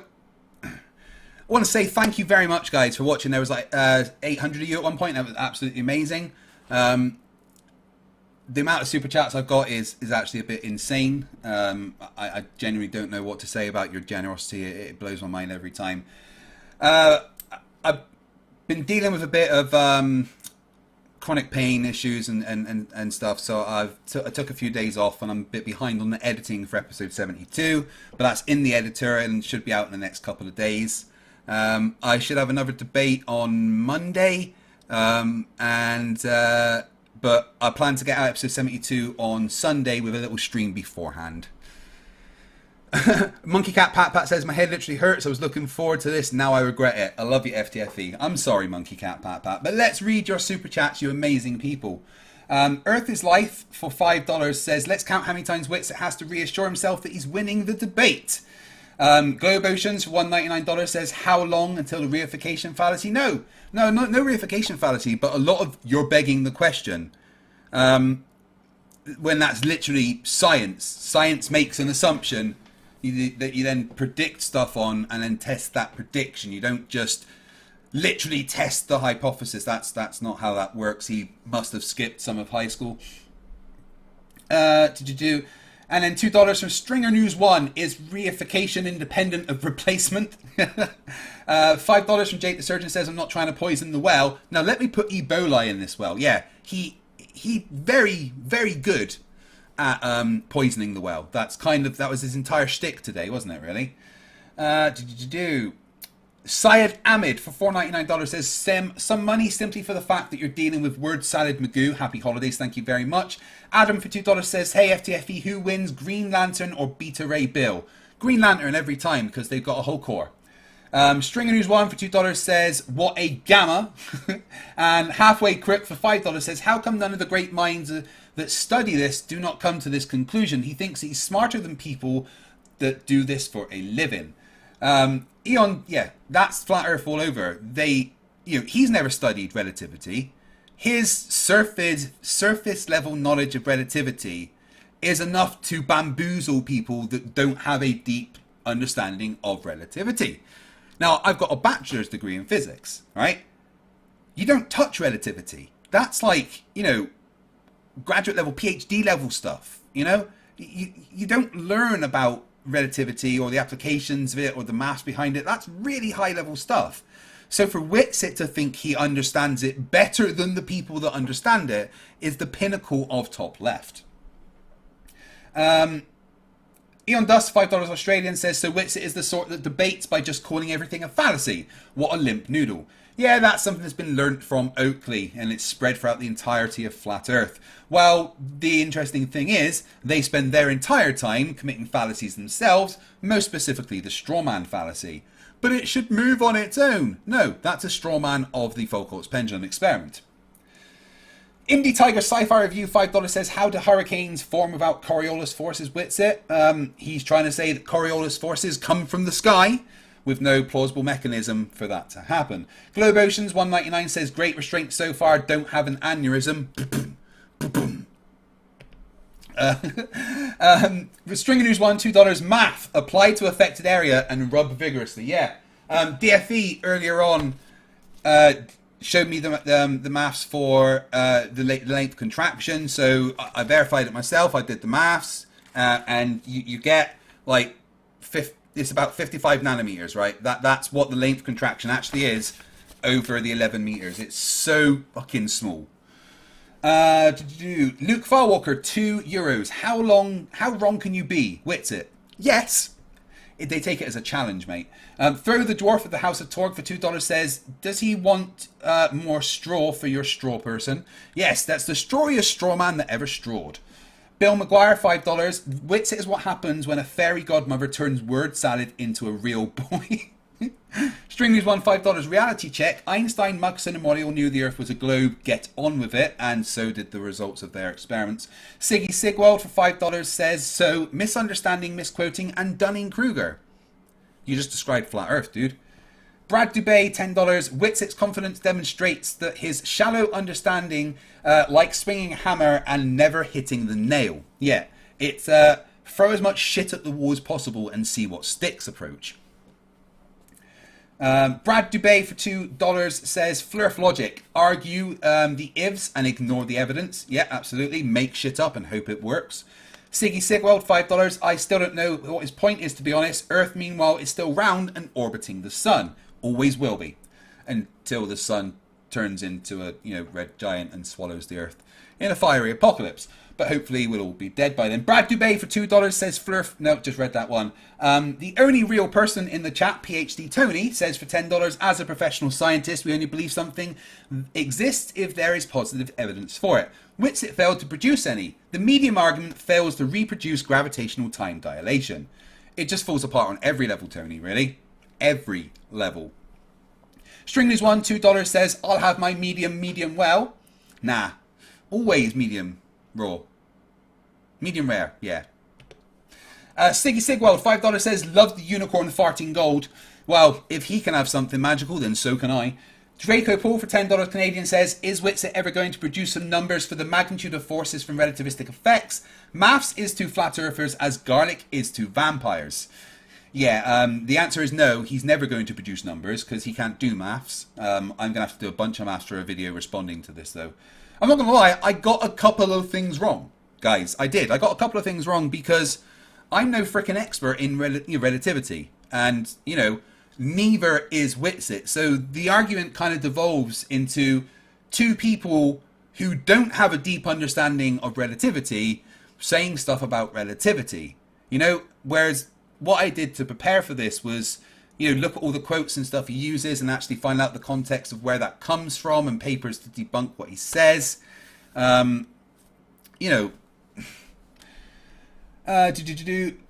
Tony, $5 Australian. We can empirically demonstrate special relativistic time dilation and gravitational time dilation. Whitsett is full of shit. It's definitely full of something, mate. Matt Patak for $4.99 says, FTFE, love the reaction of the physics word salad from Flerfs when I show them to my PhD astrophysicist brother. Yeah, shit like this must hurt PhDs, honestly. Rachbot for $5, my favourite AI. So much dumb, he actually said you appeal to the authority of peer review. Yeah, I know. Peer review is not an authority. It's a way of making sure shit's done properly. Authority. Indie Tiger Sci-Fi Review for $10. Thank you very much. As a professional engineer, I object that Witsit claims surveyors assume a flat plane is the default position. They don't, as curve correction is used in plane coordinate systems over distance. Yeah, it's called spherical excess.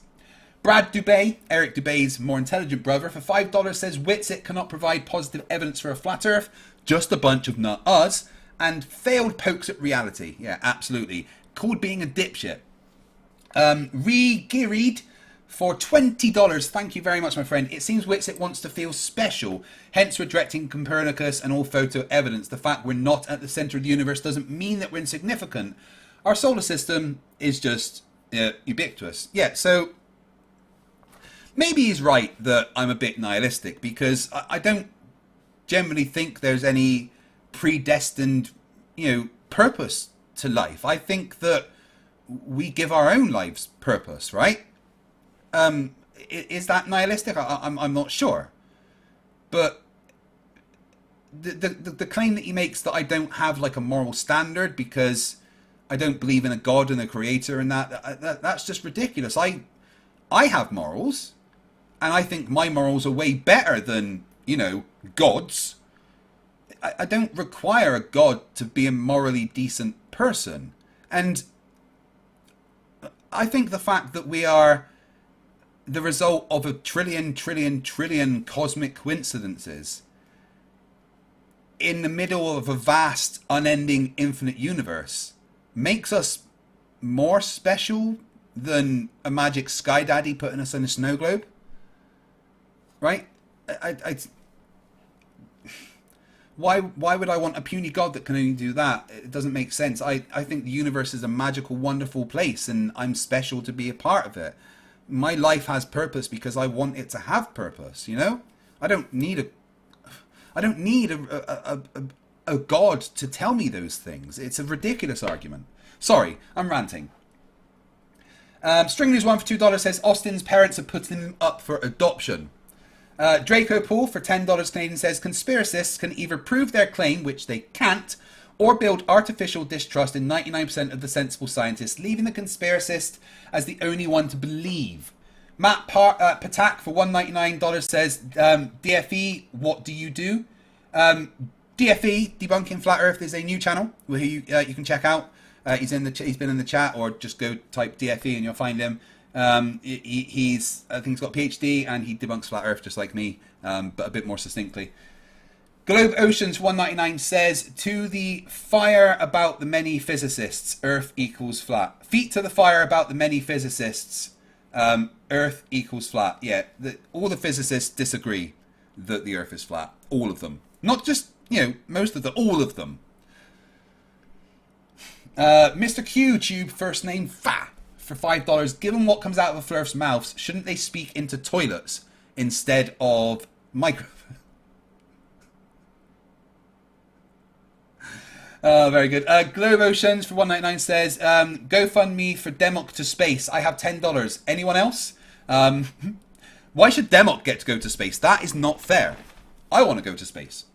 Pat in the chat, $5 says, this retrograde talk is driving me crazy. BRB, I'm going to go smash my face against the pavement to help me forget that conversation ever happened. I am very sorry. Please don't hurt yourself on my account. Cody J. Kern for $4.99 says, Democ, Southern Hemisphere, does not mean upside down. Your second grade sentences used to describe your thoughts are funny, but still horribly incorrect. Second grade's a bit of a push, though. Mr. Q2, first name Fa for $2. Anyone want to buy some derp cancelling headphones? I would very much like that. It sounds like something I need. Mark Grondin for $5 Canadian says, I love to watch the debate. I have to watch the debate tomorrow. Thanks for doing these. I love it. I love punishing myself for your pleasure. And I know I need a haircut. It's happening tomorrow. Fred Viner, £5 says, great debate, FTFE. Flerfs can't deal with you. No, they can't. DFE says for $5, just so everyone knows, Whitsett said that length contraction had V squared times C squared in the equation. Yeah, a huge blunder for someone using it. It definitely does not. It has V squared over C squared. V being the velocity of the object and C being the speed of light. So yeah, he doesn't know anything. Design Song 1 for $5. How does Whitsett not know that when Einstein says celestial, he's talking about a frigging speedometer? Yeah, I mean, he doesn't understand what relativity means and how it can describe the world around us and how that's, not the only thing we use to determine the world. Well, this has been fun. Thank you everyone for watching. Everyone in the chat, you've been amazing. Thank you, mods, for looking after the place. I'll be back in a couple of days with episode 72. I hope you had a great time, because I have. I'm going to go to bed because I am freaking knackered and it's freezing here in Scotland. So take care. I will see you all soon, and remember that stupidity is not a right. Fight the flat earth. Fight the flat. Fight the flat. Fight the flat. Fight the flat. Seriously, thank you guys for all the super chats. It means the world. You honestly don't know. Fight the flat. Fight the flat. Fight the flat. Fight the flat. Fight the flat. Fight the flat. Fight the flat. Fight the flat. Great night, everyone. Thank you for coming. See you soon. Fight the flat. Fight the flat. Fight the flat. Fight the flat. Fight the flat. Fight the flat. Fight the flat. Good night.